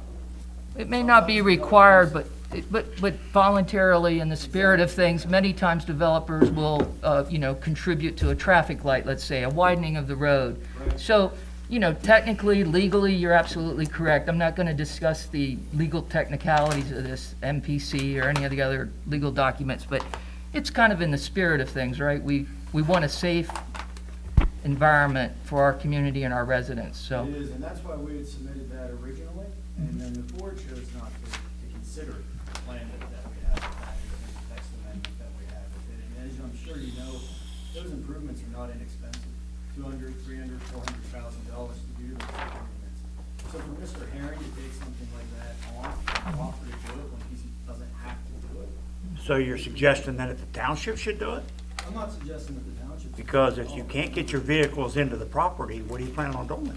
The vehicles will fit. Not according to the drawing I saw here. Yeah, The turn movements are not gonna work on Colhane Road. The traffic engineer prepared diagrams depicting that Yeah, I'm concerned, you know, I mean, our public water and public sewer, you want us to bring that in, right, that's required for this district. So, but our road and our transportation system adjacent to a school and school bus traffic and back up at a major intersection in Newberry Township, that's not a concern with this type of volume. In fact, I don't even know, was there a traffic study done? I mean, Yes, there was. and In fact, you have some comments on that, I think. Yeah, or- if you refer to comment number 3, there actually traffic planning and design there, traffic engineer made recommendations at, This is, where you're reading from, Bill? driveway and all things Where you like reading from, Bill? Your memo, or? that. Yeah, my memo. Yeah. What page are you on? Page 3. Page 3. What we, number? no, we agree with you Oh. completely that Yeah. traffic improvements would be beneficial to the residents in the area and to our clients. And frankly, that's why we were frustrated that we didn't get a chance to have a further discussion with the board last time we were here after the planning commission recommended the text amendment. And so we're still willing to have that discussion, but financially, it doesn't make sense for Chris to Yeah. spend that money when he's not required to and can still put in his permitted use with the plan and comply with the saldo. And so, you know, we are coming to a head on this issue. Like I said, it's something we are willing to do, but it's hard to do it when we're limited to 201,000 square feet and only certain uses when the Well, you're building less building. You should be saving money, you're building less building. It's not that big of a savings. Well, nobody has to pave all this area either. I mean, so I don't, is this a 24-hour, 7-day-a-week operation that we're proposing? It could be. So it Could be. could potentially be that, because there's lighting structures here, lighting and so forth. So it's really kind of not being very transparent with this township, I don't believe. It's not, there's lighting diagrams. Oh, I'm not referring to lighting, I'm talking about the operation itself, the 24/7 and, you know, 300 and some vehicles and 60 tractor trailers coming in and out. Let me give you an example, the emergency access. What is the distance between your primary entrance and this gravel proposed emergency access? It's very minimal, because that's your frontage that you have on Colhane. Am I reading your plan correctly, that your primary entrance you would come to that first and travel past that to get to the emergency entrance? Am I looking at that correctly? The intention for the emergency entrance is if the primary access point's not available. So That's- there's something occurring on that drive that means you can't use it, so you go down to the. So next- how do I get a fire vehicle past the primary entrance where something has occurred to get to your proposed gravel emergency entrance? That's why I'm asking you. The emergency entrance is beyond the primary. Am I reading that correctly? The emergency entrance is intended to account for issues on the site, not issues on Oh. Colhane Road. Well, then that's another concern, major concern.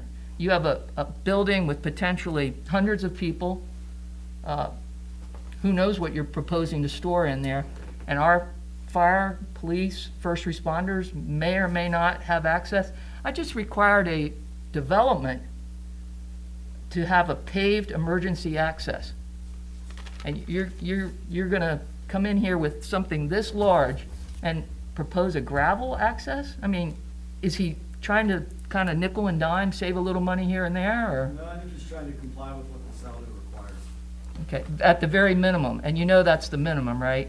It's compliant with. Well, the it's saldo. the minimum. Which, And that's what he's shown ordinance us, is the minimum. Subdivision land development. No, which section? So this way, no, see if it is compliance. What section are you referencing?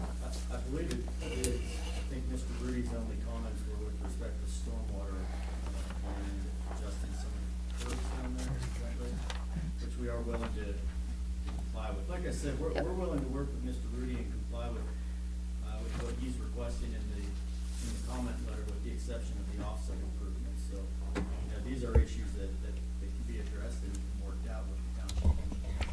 I don't want to ask a question that I should already know the answer to, I'm sure your engineer has been out on the site. Have you personally driven out there and been on Site Road and up Culhane? I have this. You have. Do you feel personally, do you feel that that's a safe environment on that Culhane Road coming out on the site and traversing that with tractor trailers? I mean, I personally would not. I'm not a safety expert. I can Okay. tell you from what the engineers have told me, trucks can drive through there. Okay. I can also tell you from what the engineers have told me in the past, there were suggestions from the Board of Supervisors and others that, a restaurant, or I think it was a lobster restaurant, I'm assuming a Red Lobster or something like that might be a better use there. Frankly, that's, going to have more traffic, people drinking, and so if your concerns are with vehicles driving up and down Culhane safely, this use, those uses that are being proposed aren't going to be any better. Well, if I had a Red Lobster proposing to be in there, I'd be saying the same thing to them, because I don't think Culhane, it's a rural area. Yeah. It's a rural area. The topography of Newberry Township, and the reason we have the steep slope overlay is because it's not limited to that 4 parcels that you're looking at. It's the entire township. You've probably driven through the township now, since you've been down here. And you can see that that's the case. I just feel like he's trying to put, to use an old expression, 10 tons of coal in a 5-ton coal bed, okay? And that every possible thing that he could throw at us in this proposed plan with the maximum of, disturbances of the steep slopes, the parking, the tractor trailer traffic, it's all there. And for what, we don't know. And for what the operation will be, we don't know that either. And for our first responders who right now wouldn't be able to get in there, if there was an emergency and that primary access was blocked, that secondary access for your employees, which I don't know how they would turn left, they wouldn't be able to, they'd have to turn right, and I don't think that's a very good option for them either. So there's a lot of things here that are grave concern to me for this township. I'll just say it that way. Thank you. I can appreciate that. Like I said, we, tried to have those conversations and tried to work out a better plan, but that option had been turned down, and so now we're putting this plan forward, which we believe complies with the ordinance, short of the steep slope provision. I'm tired of that too, because, because 1 minute you said that was in the past, and that was 2020, that was in January, and we're here now. And next minute is, this is what we wanted to do in the past, this is what we wanted to do in the past. Doesn't matter, it's where we are today. And I think you agree with that. The point is, if the text amendment would have been passed back then the guy is willing to put in for these other improvements. Now that he didn't get what he wanted, all of a sudden he withdraws that. So 1 minute he's willing to do with the township or do something for the township. Now he's saying, I'm not going to do it for the township. You didn't give me anything. That is not looking out for the township. Whether it's required in the ordinance or not, I totally agree. I know you have your traffic, I know you had your traffic. Traffic study. Study, thank you, okay? But that doesn't still mean that it's safe enough to have that come there. After all, he proposed to make improvements, so even with the traffic study, he proposed improvements, which meant in his eyes, it did need improved with or without the traffic study. But now, he didn't get what he wanted, so we're not gonna do it.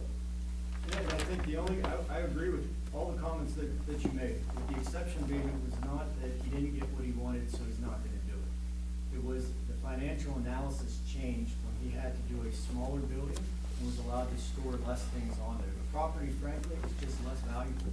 The lease is less valuable. So the money, the $200,000 to $300,000 or $400,000 that he would spend on those traffic improvements, that money is not coming in, and so, he's backed off of that offer. If that changed, if the property were to allow to have a 345,000 square foot building and the uses for the materials and goods that could be stored were not limited, then, the property would be more valuable, and I'm sure he would be willing to go back to his original offer to do those improvements. But without that value, it doesn't make sense for him to fight it financially. And so that's why he had to back off of that. Well, I just go back to your comment that it says, 1 minute you say, it's not that much money, and now all of a sudden it seems like it is a whole lot more money. What's not that much money? The improvements that we were talking The about. 200,000. Yeah, the 200,000. 300,000. No, I said the difference in the construction cost from 301,000 square feet to 350,000. When you take the building, swap that out for the parking and everything else, the difference to construct that portion of the building is not all that different. So there's value in it for him to have a larger building. I thought you made reference to the fact that the outside improvements weren't that much money, Well, no, they're certainly expensive. Like I said, $200,000 to $400,000. because the comment was made, you're gonna make the township do them. And it's like, well, that's not that much money. So I really thought that's what it was. Dave, isn't that what he said? No, I'm the one that said that they think that the township's. gonna Right, do it, right, and I'm but not wasn't gonna- his comment was it wasn't that much money, so we don't expect the township to That's do what I it? said, I'll Yeah, take some- that back. Yeah. Okay. Mr. McConvey, I know you represent your client. I was listening to what you said before, and you did a distraction. You're comparing a warehouse to Red Lobster. I mean, that is ridiculous.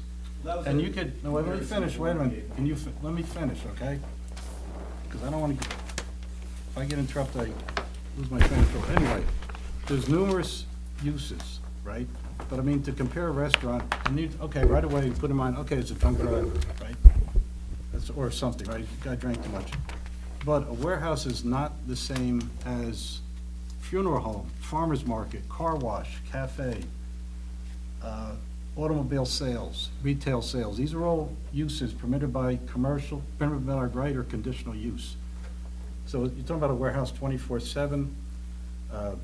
It's not a, it's not a good analogy. I understand you have to protect your client. And also another thing I want to bring up is, Can I respond to the comment? yeah, go ahead, sure. I agree with you, but it is exactly the same as the light industrial use, which is a use that's permitted in that zone. It is in fact a light industrial use. So the zoning ordinance, the RCO permits that use, and that is the use that it will be. So whether it's similar or different from a cafe, it really doesn't matter, because it is a use that's permitted in the RCO district.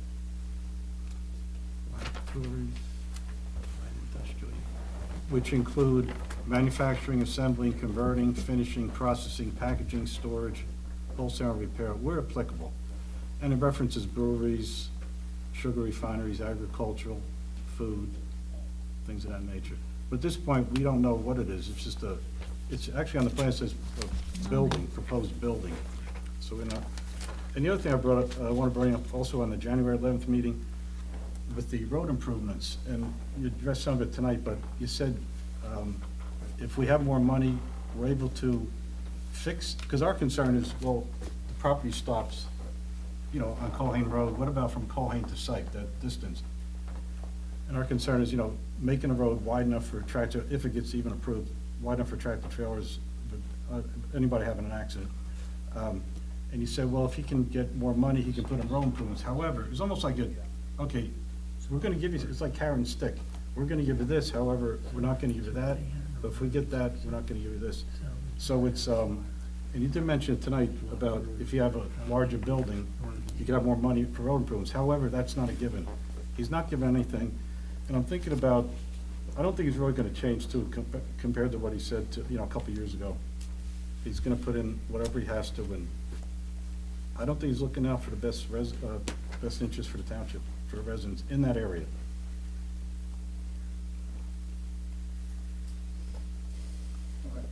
Oh, okay.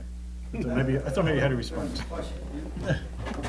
No, it's I just, understand your position, Mr. okay, Parsons. yeah, okay. Yeah, I would just like to add, under Article 6, Design Standards, 602.03, no subdivision or land development shall occur in such a way that would threaten the public health and safety, including hazards of toxic substance, traffic hazards, explosive hazards, and/or fire hazards. I think you're creating a traffic hazard by allowing trucks on this road that don't drive there now. I'm a no, unless you bring up these off-site improvements. I'll tell you right now, I think it's a safety hazard. And I'm not against this project, but I think that things need to be done to do it right. So, as this plan sits now, I'm voting no.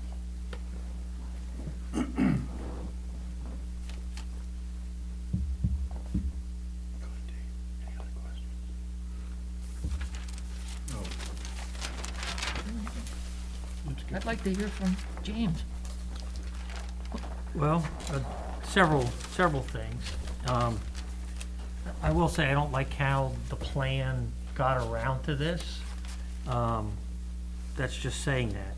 But in looking at the zoning and where this site is, I will step up and say that I think the township has done some disservice to anybody looking to develop, whether you're the owner of the property, so the Weiss family that owns the property. We've taken land, we've zoned it RCO, and we've stuck it back on a one-way road. I know you're concerned about safety issues with Colhane, but we have the same safety issues already existing on Sipe Road with all the businesses that are located there. If there is an emergency that's blocking Sipe Road, there's no way to get emergency response vehicles into those businesses. So we've already created that issue. And then really, when we look at where else can you build a warehouse in the township? The only other place to build it is back Sipe Road. That's it. So I think there's some disservice with that also, that, you know, and I'm not saying. Those I wanna- businesses are existing nonconformities, though. No, but I understand, but that's where, through the zoning, we've put any future development of warehousing has to go back Sipe Road. That's the only place it can go in the township based on our zoning. So I know why Mr. Herring landed where he did, because it's the largest parcel of ground that's closest or nearest existing industrial ground where you would build this. Now, saying that, I think that, yeah, there's a lot of safety issues. I don't know how you run all those trucks on Sipe Road without improving the Sipe and Colhane Road intersection, and improving Colhane Road. You know, so to me, you know, if the plan does move forward, you know, you're really gonna have to work on improvements to Colhane and improvements to Sipe Road to get things done. And that's really the main things. I know why Mr. Herring has landed on this parcel. I know how we've gotten to this point. The township has kind of forced anybody that's looking to develop. And just being in the development field, I'll throw this out.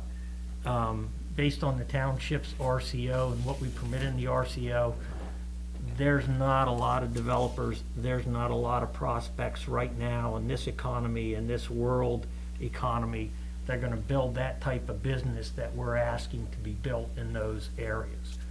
So saying that, I think something the township should look at in the future is changing what we want people to build in areas. But on all for the plan, I mean, I like the idea that he's trying to bring business to the township, but I don't like the way that we've gotten to this point.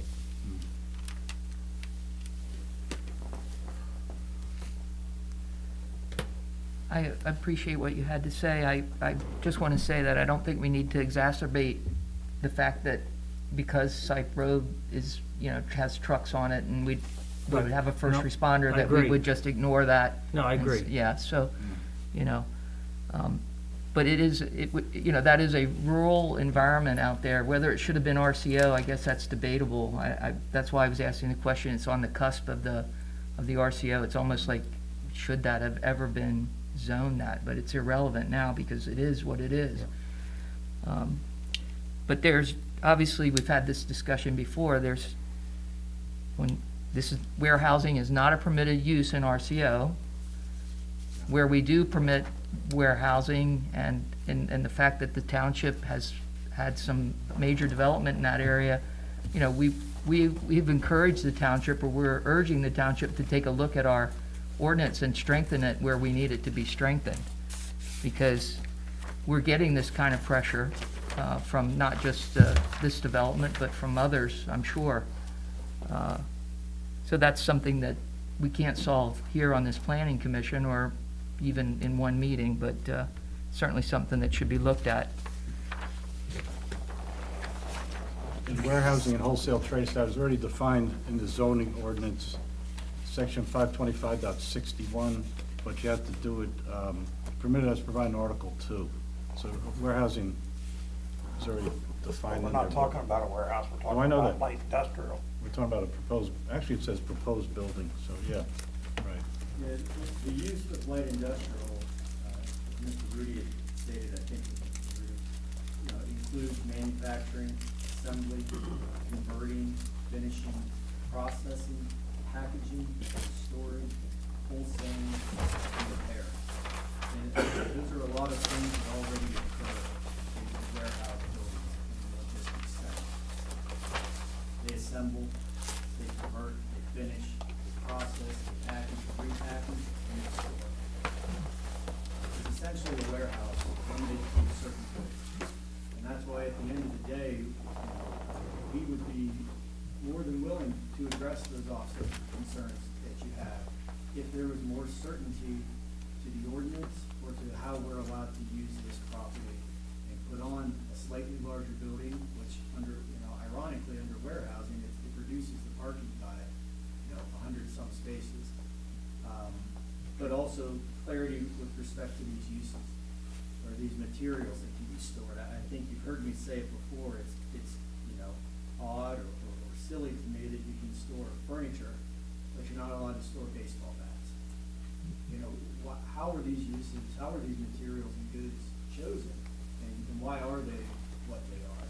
And so our concern is, we would like to see it opened up to be general storage. I think I mentioned that where I go again back to January, but, with the text amendment saying, we don't want to store hazardous things. We don't want to store explosives.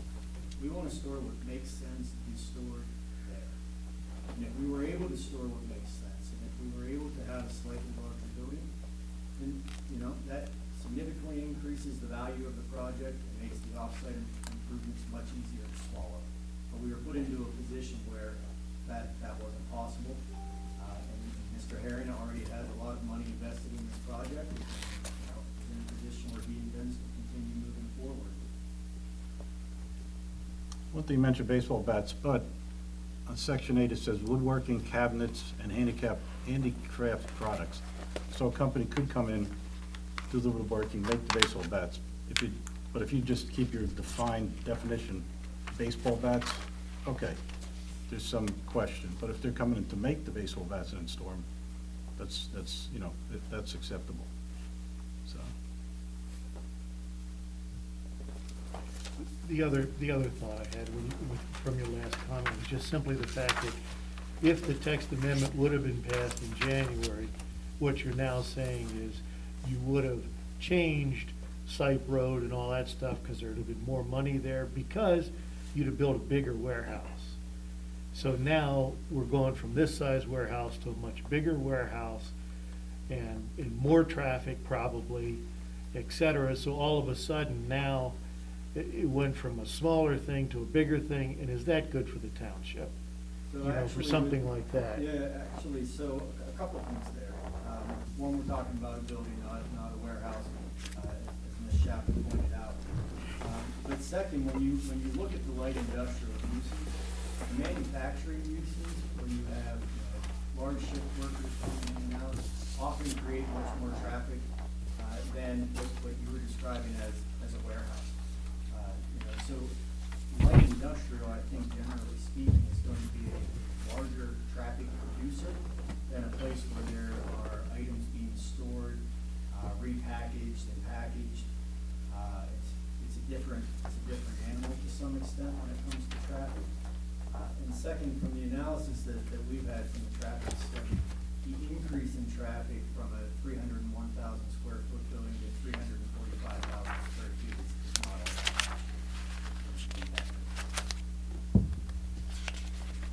Thank you. Yeah, the problem with the text amendment, because when we originally come up with this CBO, they specifically didn't want a warehouse next to Walmart. They wanted that to be a commercial area, and that's kind of why. And then you're asking for a blanket change. I don't know, maybe you could have did a industrial overlay on this section of the CBO. Maybe that was the route that should have tried or something. We would consider that if we would not be reprimanded by Mr. Parsons for coming back a fourth time. You have thick skin, I'm sure. You've been in this business probably more than 1 year. You've had to develop that, so don't take these comments personally or harshly. No, it's not the I think it personal was, I business, think it right? was appropriate in the sense that, you know, for myself, not having been on the board for that length of time, and for our public who's listening or here, to hear the history of this development, so I think that's appropriate, and I think you agreed, thank you. Well, how long have you been an attorney?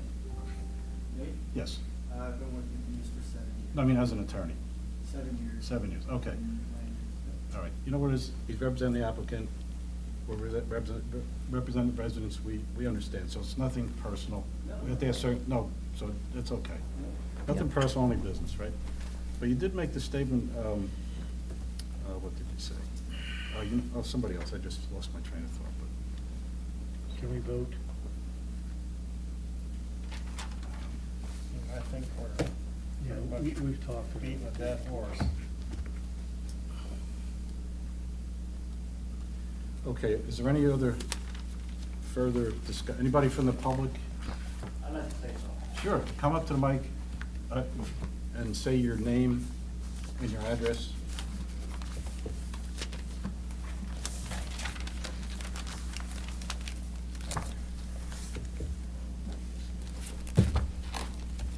My name is Bill Wise. I'm the house right there, it's surrounded by this On the right. Colgan Road. Okay. And I own 23 or 4 acres above that, and my son owns 2.5 acres above that, like where the intersection would be at. So to improve any of that, like, because they call that not a warehouse, it's a warehouse. So they're gonna have to buy some of my ground. That's never gonna happen. I'm never gonna sell it. I'm never gonna do anything to help this project in any way. And I own a significant amount of ground there. So I don't know what kind of sense any of this really makes.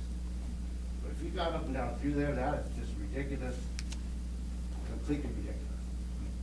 And the emergency entrance, they can put the fire there, you can't get out the other, you have to go out the other way. There's no way of getting out.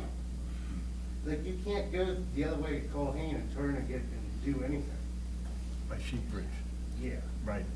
So unless you were gonna like make that whole road, that tractor and trailers could go both ways. I don't know how this project even makes any sense anyway. They don't It is- Would you like that to make the road both, tractor trailers both ways? An ambulance. I'd rather never see tractor But I trailers, don't but if you Well, have to. that's my point. But if you Yeah, have I don't to, you think have so. to do this project, you have to make tractor trailers go from this end where Safe is, the whole way to Sheep Bridge. And to do that, you're gonna buy a lot of people's ground. Right. That's just- And so is that something that we would, To we would make wanna that do happen, anyhow? You have to buy a lot of people's ground. And I, for one, I own a significant amount of ground there. I'm never gonna help the project. And how many acres did you say? I own 23 20 acres up on the Colhane, on the Safe Road. And then I own that acre right there that's surrounded. And my boy owns, I think, oh, but 2 acres actually, on the corner of Safe Road. Site, oh, right, okay. Mr. Wise, do you reside in that property there? Okay. Yeah, it's like really impacting me bad. And how many years have you, I've lived there since, I built that house in 1998. And I lived at the top of the hill at my dad's house, where my son owns now, since I was a little kid. I've always lived there. Yeah, sure. Yeah. Okay. Because the ground they're buying is my family's, my aunt and uncle and stuff. Oh, yes. Yeah. Yeah. And I just talked to my uncle the other day, but I can't, I don't know. I shouldn't talk to him about what he's saying, so I'm not gonna do that, but it's not good for them.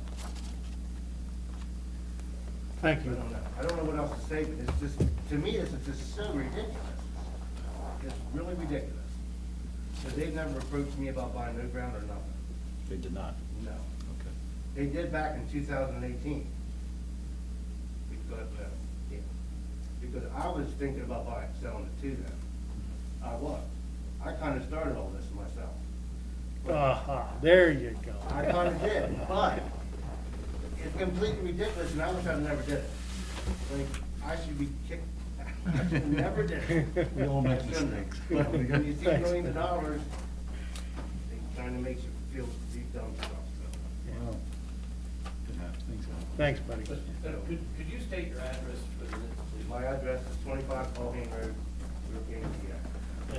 Would you say right now, since you've lived there for quite a long time, that most of the traffic that you personally observe on Colhane are just residential? Colgan? Yeah, coming up, There's so many people live on Colgan. yeah, I mean, you don't The tractor see, trailer can't, I got a picture of one being stuck there. you don't really see much outside of the personal residence You can't, on you Colhane. can't, you can't go on Colgan Road. No, You can't pass, it's impossible. but I mean, And the people other are end using it is- as a shortcut to get to anywhere, and you don't really see any traffic other than people that live there. The traffic study they did was during COVID back in May, last year. So it was completely not a traffic study at all. What would be typically on Sype Road where we're Where the seeing, second Colgan was, yeah. yeah, and it was only up there for like a day or so. I don't know, because I've been paying attention to this whole thing because it involves me a lot. Yes, it does. Yeah, so. I mean, it's kind of obvious that I'm the guy that had the one- training here the last couple times this all happened. But I Oh. couldn't get here tonight, so I have to do my own talking with. I generally don't do real good, but I try to do a little bit better than normal because it's good. Well, appreciate you speaking up so we could get the benefit of somebody that lives there. Somebody Thank actually you. lives there. Yeah, sure. and be yourself. So, I don't know if you have any other questions. I mean, I don't know. Just to me, this is really ridiculous. Like, imagine if you lived there. I mean, that's, or if you live below this, we're gonna put the real high wall, like where Richard Raymond lives, and Scott Hoover, and, I mean, that, imagine that. For that person, that's just ridiculous. Yeah. So, that's where I'm at with that. So you were at the November 7th, 2018 meeting? We Yeah, had I was at all of them. 30-some people there, Yeah. at least 30. Yeah, Yeah, my okay. attorney talked. You know the attorney, all right. You represented two of the owners. Yeah, the attorney represented me and Richard Raymond. Okay. Because Yeah. Richard Williams down there, he has 5 acres below all that, so bad, and it's really gonna impact him hard. Sure.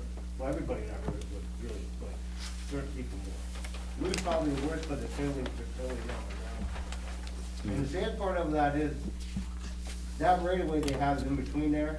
I put there whenever I had that ground subdivided for my tax, to try to help my dad, and it all backfired on me, so. That one is legal. Like I can show you if I walk up there. Yeah, sure. This is my house. Right. This right here, that's all me, back in 1994 or something. That the township made me do this, because it was supposed to be houses at that time. At that time, this all back here is gonna be houses. Okay. But when Carl Hughes and a couple other people were in, then they wanted to change it to the RCO because they said York County was making them do it. Hmm. So I didn't fight him. He told me it's for my own benefit, but I don't know that it was. You know, I think he was trying to help me, but I think it, in the long run, it's bad. So you put an access road there, you said? Yeah, the township made. Driveway? Well, they didn't make me do it, but they Right. suggested it, and I was like, okay, because there should be houses back here at that time in 1994. Yeah. This ain't 1994, but I Oh, mean, yeah, sure. that's why that road's there, because of me. So a lot of this stupid shit that happened there, me, and I should've never did it. But we wouldn't be here today. Who's selling that land? Is that a relative? That would be a relative? of yours? Yeah, right in here would be my uncle's house. And then like there's 4 different properties. Right. It's his property, then here, and 10 acres back in behind that. And there's 10 acres below and above, approximately. So, but they're my aunts and uncles. You I know, mean, they don't like me for what I'm doing, but Yeah, I was look gonna at, say. look where I live, what am I supposed to do? Yeah, yeah, okay. I was gonna say, it puts you between a rock and a hard spot. Yeah, I mean, what am I supposed to do? They don't even make he did, back in 2018, he made me an offer, but Chris Arians did, they don't have no money. I mean, it was the most, it was terrible, it's like, I think he only wanted to give me 180,000. And I said, you gotta give me at least 200, and he didn't even wanna do that, and then I completely, I was done. That's when I knew I made the wrong choice. now your property, that's not clean and green, is it? Yeah, this is not. Up here, this is. I mean, your 23 acres, is that clean That's and in green? clean and green, yes. Okay, so You if you gotta had pay back sold, 7 years of, back taxes, and then you gotta pay interest on that. It's a terrible amount, if you had sold the 23 acres, if I would sell it, yes. right? Like my uncle, he's in for a big surprise, because when he gets his 500,000, so he pays everything, and to think he's gonna buy a house yet? That's what I brought up before and asked the attorney, I My, said, my uncle told me that he has to pay the tax. That's what he told me. should So I don't, maybe he don't understand, I'm not saying they're wrong. I just know what he told me. That's which is hearsay, so. a capital gain. That's all it is Yeah, there's hearsay, capital and you gain. ought to probably stop. Yeah, so. Well, thank you, Mr. Wise, for your comments. Anybody else? Appreciate it. Anybody else from the public? Okay. All right. Is there any other further discussion? Okay, so we have, oh, sure. I think, Mr. Wise's point has been well made, that, Colhane Road needs some work done on it. This use is a permitted use in this area, so, this building, is going to come in. It should come in, because the use is permitted, and the plan complies with the SADO. To the extent it doesn't, there are items that we can work out that are minor with Mr. Rudy. So the only reason for denial would be a steep slope waiver that the board had approved on several other projects. The other part of that I think is, if a building like this is going to come in, and a use like this is going to come in, it's still better for everybody, as you all have pointed out, if that road is improved. And Mr. Aaron is still willing to work with the township on how to do it.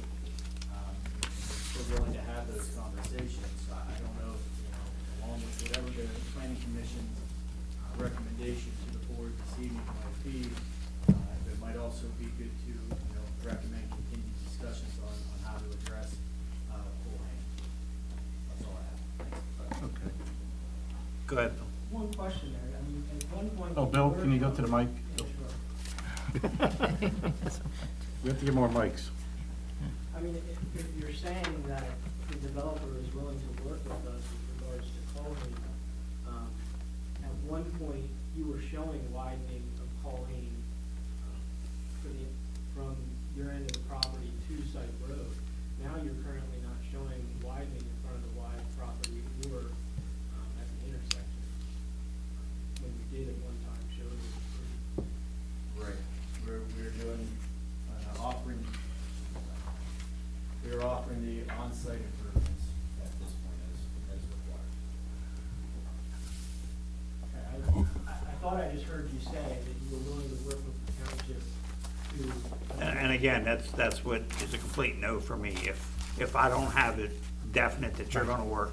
These plans don't show any improvement. Yes, I- they Like don't I show said, any I think you're improvements and- creating a safety So hazard. I'd like to make a motion that we don't grant the waiver and we move on. Yeah. Yeah. The offer to work on those improvements was, the uses were broader, five Okay, different. that wasn't clear. Yeah, that wasn't clear to me either. I'm sorry, I thought that's what I've been saying throughout the. You did, but not just there. Yeah, not just at the end, with the comments from the applicant. That was not part of it. Got it, my fault. Well, actually, Dave, you made a motion, but there's two waivers. One is the preliminary plan submission, section 306, and the other one is slopes, section 614.025B. So is your motion for one or both, or how are you wording it? Well, I wasn't gonna approve the slopes, that pretty much took care of the job, but Wait, what was that, Dave? I'll withdraw my motion at this time. Okay. Is there a motion to, anybody else? Make a motion to approve either of the waivers, or one, or, Take them one at a time and just, okay. let's go. We'll do preliminary plan submission. Is there a motion to accept the waiver? I'll make that motion. Is there a second?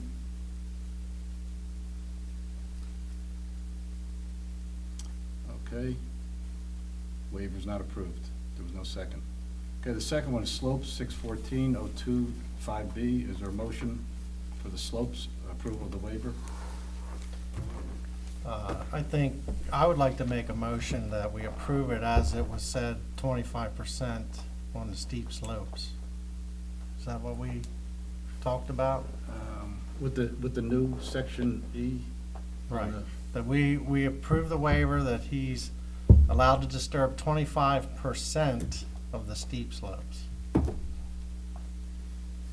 And it's only, and the very steep is still 25, is that correct? That's correct. So you're talking about the updated ordinance with section E? Right, we're granting him the waiver, but we're allowing him to disturb 25% of the steep slopes. Of steep slopes or very steep? Steep slopes. Not very, okay. Of He's steep. allowed to He's already allowed to do 25% of the very Okay. steep slopes. So Dale has a motion on the floor. Is there a second? I'll second. Okay. This motion on the floor and seconded. All in favor? Aye. Raise your hand. Aye. So who's voting aye? Okay, 3. Okay, opposed? So 3-3, that's a tie.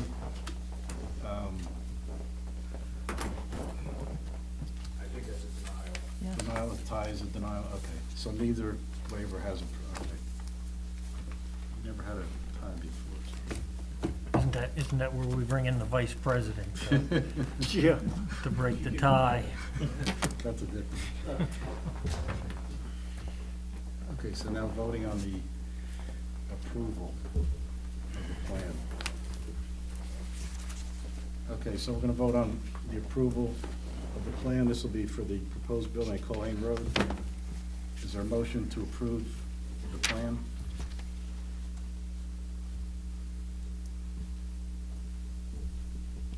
Okay, so there's no motion. Okay. All right, so that ends our, that's it for Colhane Road. Do we need to have a motion that we recommend the supervisors not approve the plan as proposed? Yeah, why don't we do that? Okay.